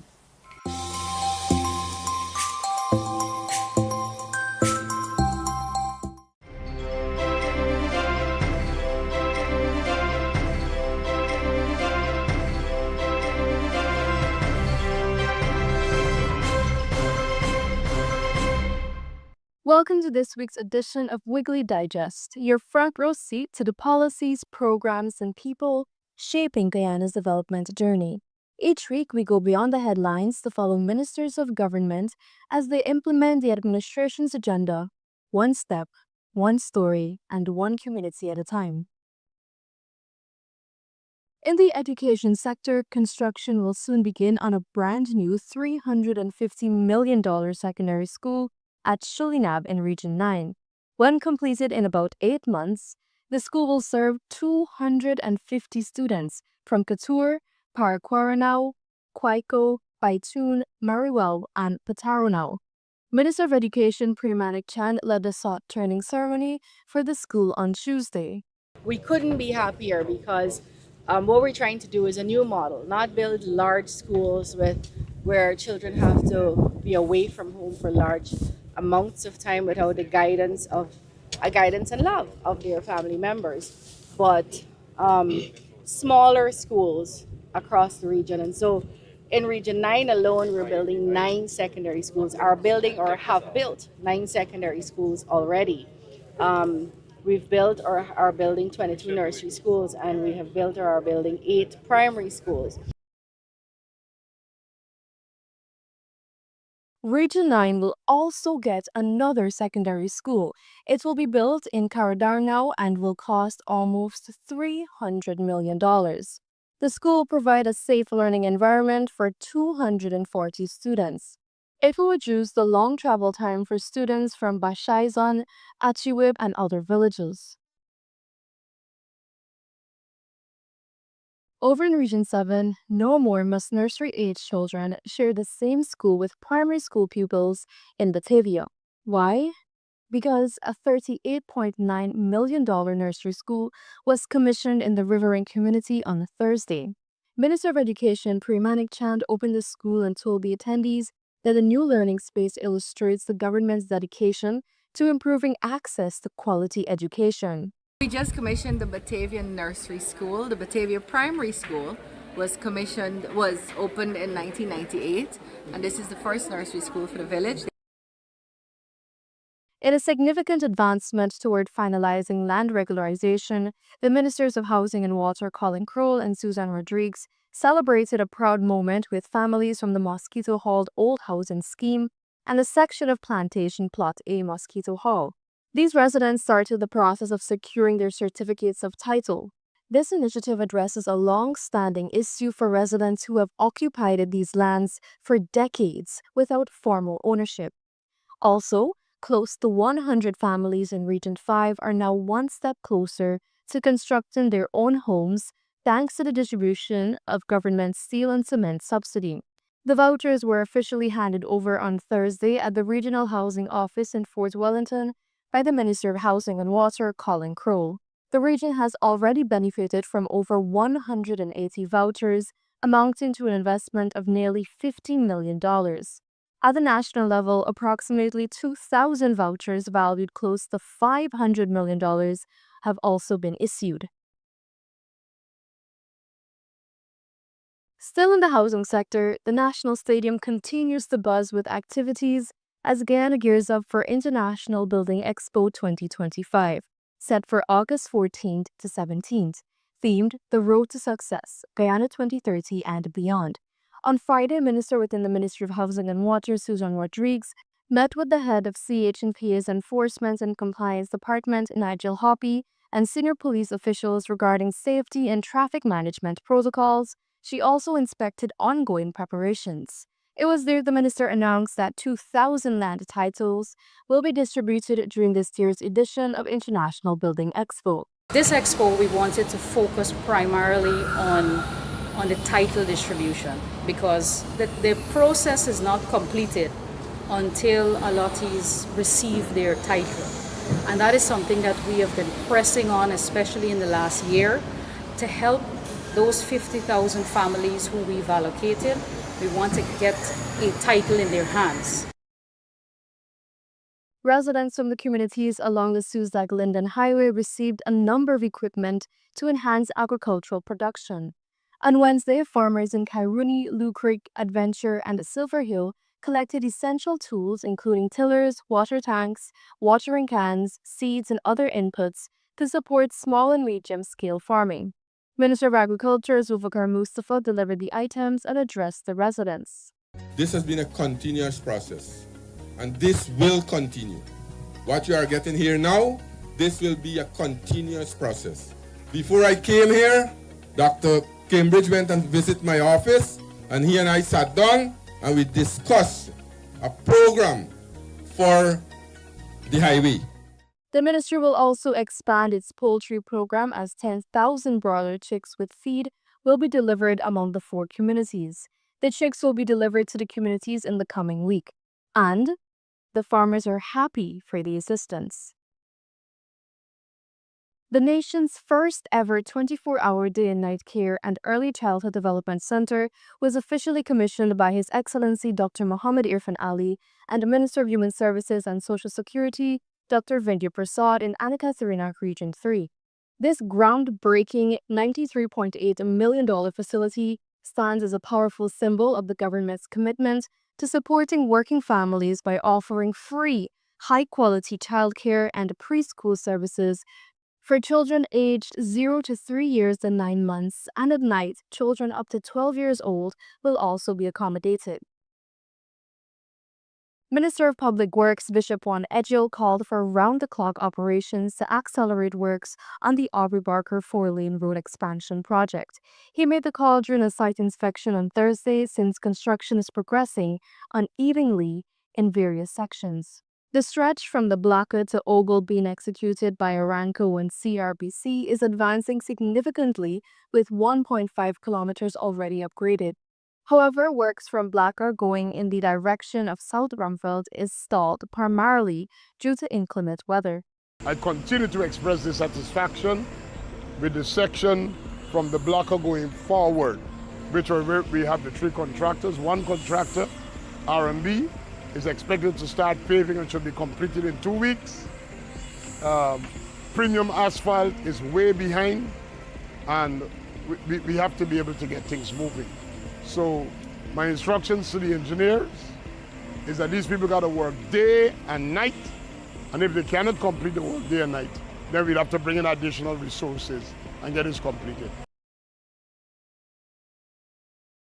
The Kaitour Runway Extension Project was on Friday commissioned by His Excellency President Dr. Mohammed Irfan Ali and the Minister of Public Works, Bishop Juan Ejo. The state-crafted project commenced on August 30th, 2022 with Brigadier Beaton, project engineer, and Dion Amsterdam, senior engineer at the Ministry of Public Works, both of whom passed away before its successful completion. In recognition of their efforts and dedication during its commencement phase, the extension project was done to honor them. This now sees the Kaitour runway having a total length of 3,000 feet. This is the first time significant work was done since the construction of the initial 2,000 feet runway in the 1940s. The 1,000 feet extension will be replicated at a number of other airstrips across the country through a collaborative approach with the Guyana Defense Force. On the health blotter, the Ministry of Health and the Pan American Health Organization, World Health Organization, launched a lymphatic filariasis mass drug administration training on Monday. The aim? To eradicate filaria in regions 3 and 4. Minister of Health Dr. Frank Anthony said the government has embarked on a comprehensive campaign to eradicate this centuries-old disease. We have been working to get rid of this problem. We have never been so close. We are almost there because in our 10 regions, we have eliminated lymphatic filaria from 8 of those 10 regions. Also in the health sector, 128 persons from regions 3 and 4 have graduated as patient care assistants. Delivering remarks at the ceremony at Pegasus Suites in Georgetown, Minister of Health Dr. Frank Anthony charged the graduates to deliver the highest level of service. You're joining a very noble profession, and we hope that while you spend some time working with our patients, that you uphold the values of this profession. And that's just a snapshot of how the week unfolded. One step at a time, one community at a time, but many stories continue to be written. That's it for this edition. We'll see you next week with more stories from the heart of government.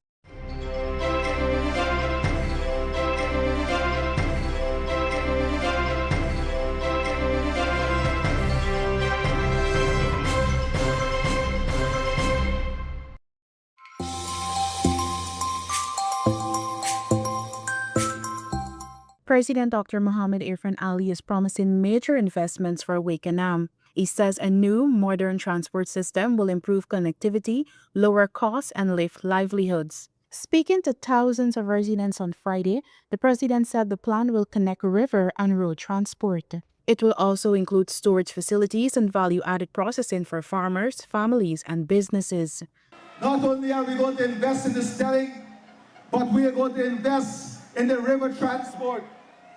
We are going to invest in the river transport also, so that we can have your produce transported to Parika and elsewhere at a cheaper cost by giving you direct transfers, direct incentives, removing the duty on ATVs and the duty on 150 horsepower engine, so that our farmers can benefit more on double cab open back, so that you can have more benefit here.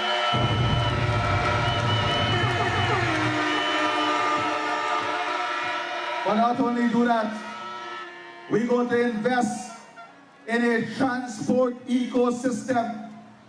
A transport ecosystem that would allow you, the people of Wakenham, to benefit from lower transportation costs. The president says there will be direct subsidies and tax relief. Duties on agricultural machinery will also be removed.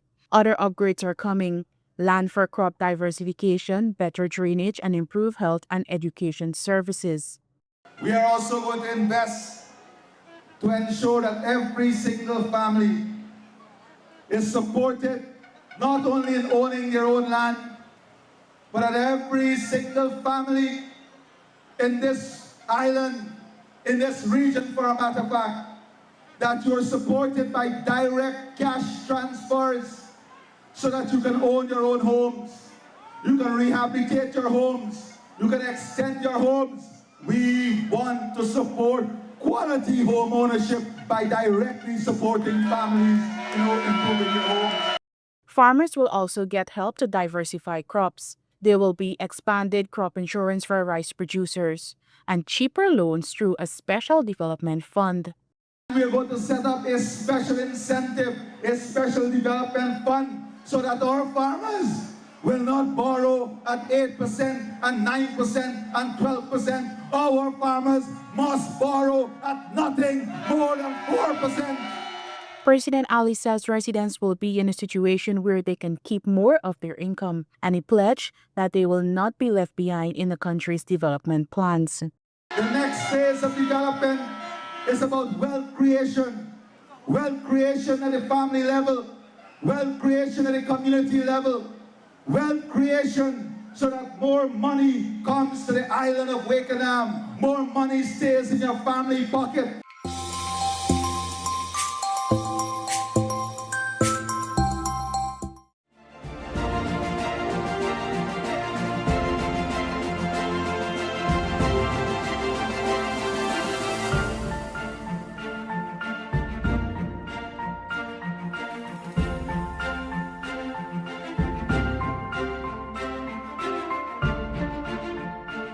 Welcome to the President's Diary, your weekly journey through leadership in action, where decisions aren't just made, they're lived. Join us as we follow President Dr. Mohamed Irfan Ali in a week filled with service, strategy, and pride. This week was quite a busy one. We're talking outreaches in the hinterland, community engagements by the hour. President Ali led the People's Progressive Party Civic's 2025 elections rally at Luke and Penn Square in Linden, where he reiterated his commitment to development in every community, making a personal pledge to bring about change in Linden's economic growth. I promise you tonight that we will deliver on every one of this in every village. But I want every village and I want every community here in Linden tonight to assure me that you will deliver this region to the PPP Civic so it will make it easier. In a key judicial development, President Ali swore in Justice Roxanne George Wiltshire as Chancellor of the Judiciary and Justice Navindra Singh as Chief Justice, underscoring his focus on ensuring continuity and efficiency in Guyana's judicial system. In Enterprise, President Ali shared plans to tackle poverty and foster community development, highlighting initiatives aimed at supporting vulnerable groups and improving the quality of life for all Guyanese. Invest so that our workers will have additional sources of income, and you're not only salary-based people, but that your life, your family life will be improved through newer, more innovative ways of expanding the sources of income for every home, every family, increasing disposable income, increasing your ability to save, and giving you the ability to invest in your country so you can live long, productive lives right here. The President addressed residents of the Barima Waini region, announcing that the PPPC will make essential government services more accessible.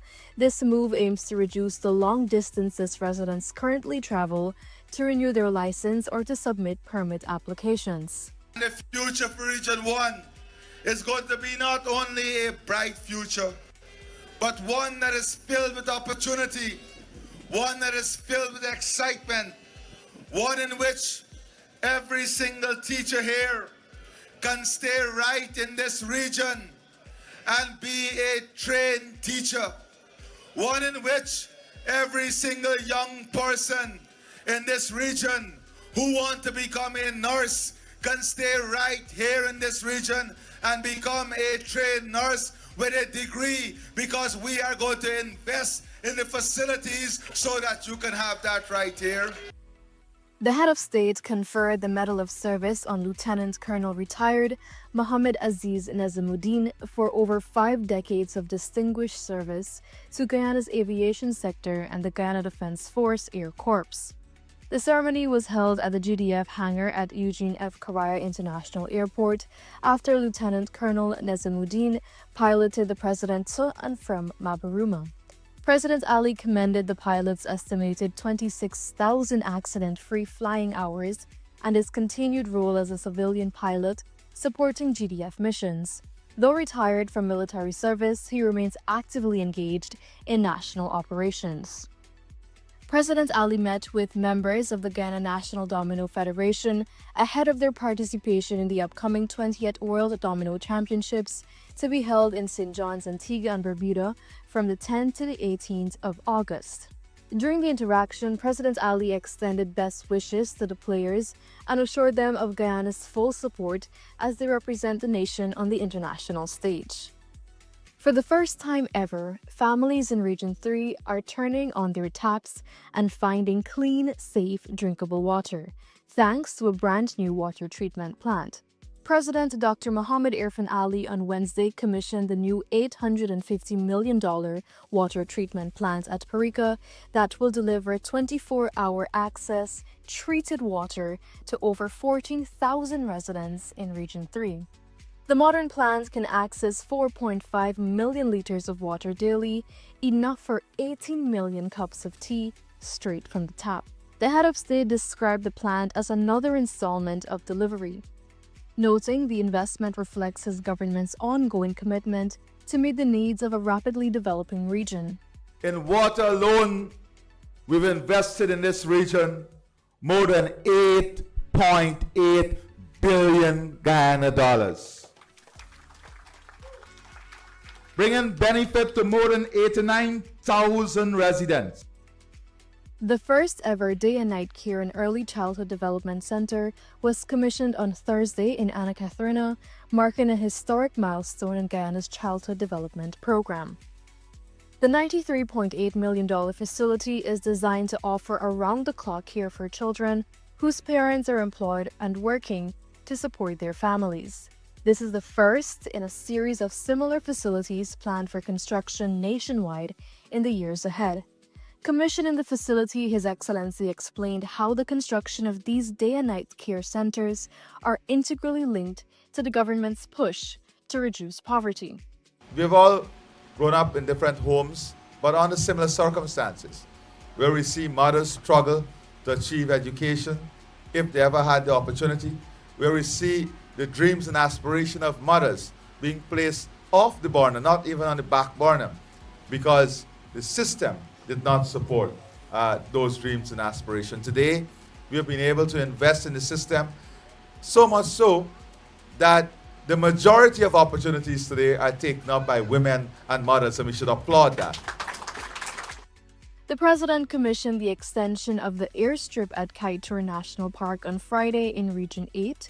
The airstrip was extended by 1,000 feet and was completed by the 4 Engineers Battalion of the Guyana Defense Force with support from the Ministry of Public Works. The project is dedicated to the late Brigadier Gary Beaton and Dion Amsterdam, who initially worked on its development. President Irfan Ali has reaffirmed his government's commitment to delivering transformative investments for Wakenham, highlighting that the planned modern transport ecosystem will improve connectivity, lower costs, and improve the livelihoods of residents on the island. In a special address to hundreds of residents during a community meeting on Friday, the head of state said his government's plan will integrate river and road transport, storage facilities, and value-added processing to benefit farmers, families, and businesses.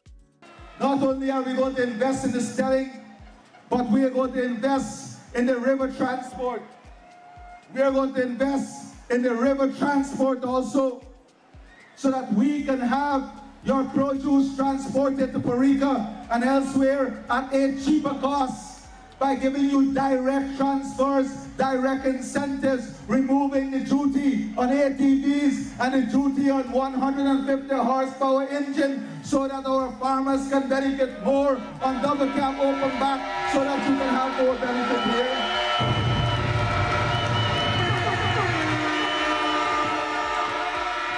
But not only do that, we're going to invest in a transport ecosystem, a transport ecosystem that would allow you, the people of Wakenham, to benefit from lower transportation costs.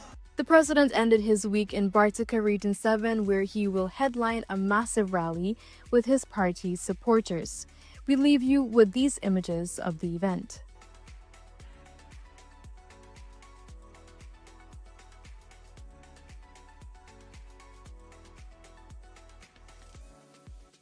That's a wrap on this edition of President's Diary. Join us again next time as we continue to follow the footsteps of leadership.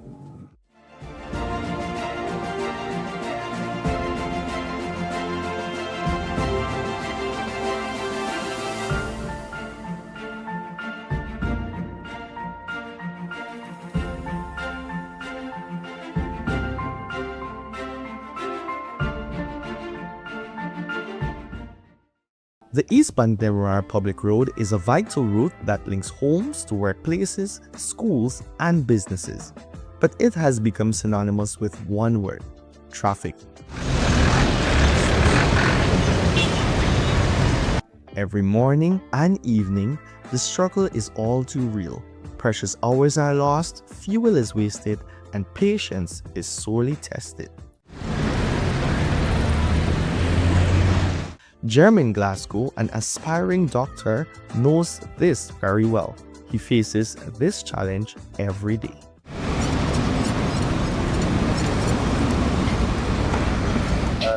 Typical morning traveling the East Bank to the East Coast is a little bit hard, I guess you can say. So, coming from Supply, it would usually take me roughly an hour and a half to get to the university. This would include things like getting a bus, which route the bus takes, and getting another bus to get into UG. I would usually have morning classes at around 8 o'clock, 8:15 to be exact. To get to those classes specifically, I would need to leave roughly around 5 o'clock in the morning, and that's hoping buses pass at those times as well. The traffic build-up these days would start as early as 6:30, so the reason for 5 o'clock is to beat 6:30 traffic. With over 30,000 vehicles traversing the East Bank daily and more to come, another thoroughfare was much needed. The solution was the visionary Eccles to Oval Road link. The US $133.8 million road is a corridor of opportunity. This road also helps Jermaine arrive at class on time, which he considers very helpful. He believes that being punctual is essential because missing valuable information could increase his stress levels. If I don't meet those classes, then I wouldn't be able to get the information. When I talk about meeting the classes now, I mean like meeting them on time. The lecturers don't really like when you're not at class on time. Not only that, of course, it will take away from the information you're able to gather. So without us being there on time, there is a high possibility some of the lecturers might want us to not join the class entirely, and that just adds more to our loss. So getting there on time is really important to me, and I think it's really important to any student that attends UG. We took a ride with Jermaine, and he had the opportunity to compare this new thoroughfare to his experience using the regular route. It felt as though I was barely making it to classes each day. It felt as though I had to give up a lot of sleep, a lot of my time, just to travel the main road and get to university. However, with this road, surprisingly, I was able to get there in less than half the amount of time I would usually take. Let's say I would usually take about an hour and a half. Within 45 minutes, I was at UG. That always surprises me, to think about how fast I would get there using this road. There's not much traffic here, there's not much stops you need to make, and the it's very, very beneficial to me, and I can see that this road can be very beneficial to a lot of other students as well. I'm not the only one from the East Bank. I do hear my story being regurgitated with other students, so I think this would be very beneficial to others within UG as well, especially those that may be coming even farther distance than I. Chairman is just one of the many students who have to get up early in the morning to be on the road at least by 5:30, ensuring that he gets reliable transportation and avoid the morning rush hour.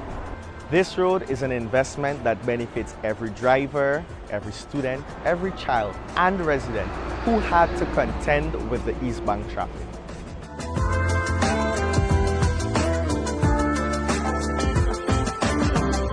Guyana continues to see a record increase in the number of visitors.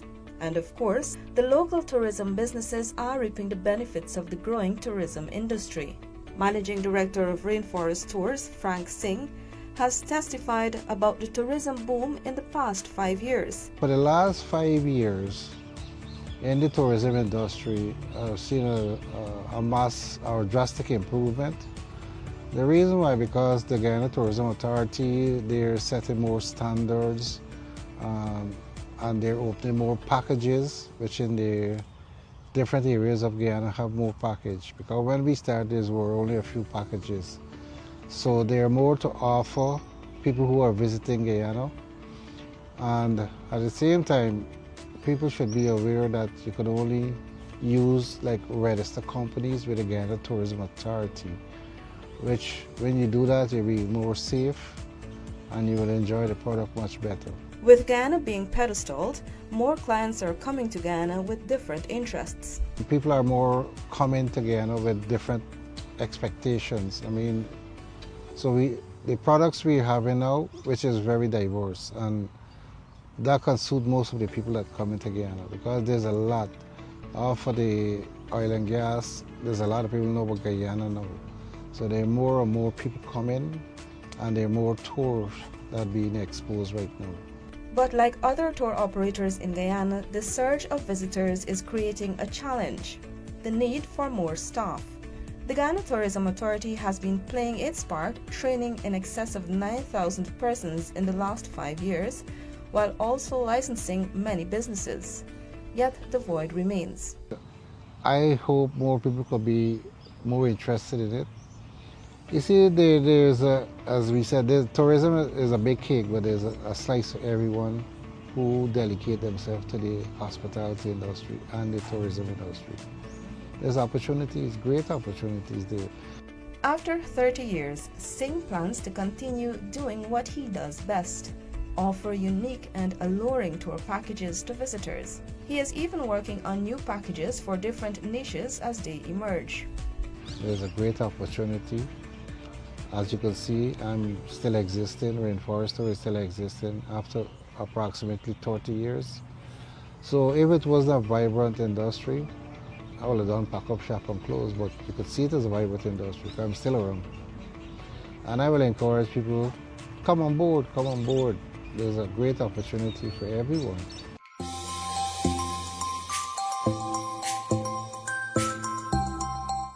I'm here at the Guy Oil service station on Regent Street, where motorists are happy that they are paying less for gas than other countries in the Caribbean. As of July, Guyanese motorists were paying about half of what was being paid in the Caribbean for a liter of gas.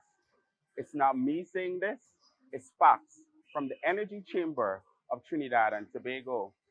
And it's a direct result from government's intervention on moving the excise tax from 50% to zero on fuel.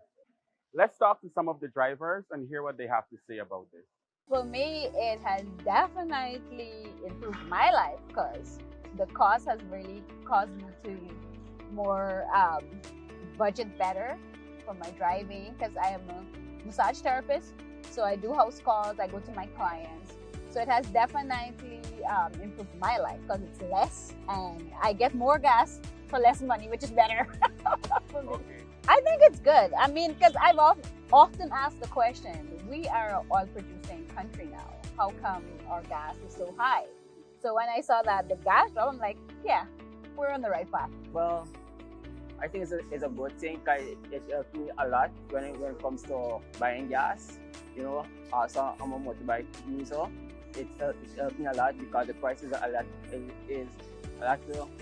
little bit more cheaper than before. I couldn't afford all the amount of money to buy gas, and also I'm a brush cutter user.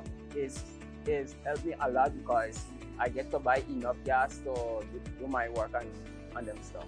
I think it's something really good they did, and I really appreciate what they did. Pay less, save more. And the idea go by a gas station, buy gas for my tank, the gas burn out and come back in. Right now, my tank in there, come back here, load back my tank because this gas is the best. I feel very good because we used to pay far more than we pay for gas right now. So I thank God that the government intervened and doing something for us who got buy gas almost every 2 weeks. At least for once that we as consumers, drivers and owners can be a little more easy at the gas station whereby to come and get the money worth for we buying it. So that we can even for drive a bit more, check our family more, you know what I mean? We got to think about we got to buy gas on so often. At least this is the right step in the way for making things for our consumer a little more easy for us.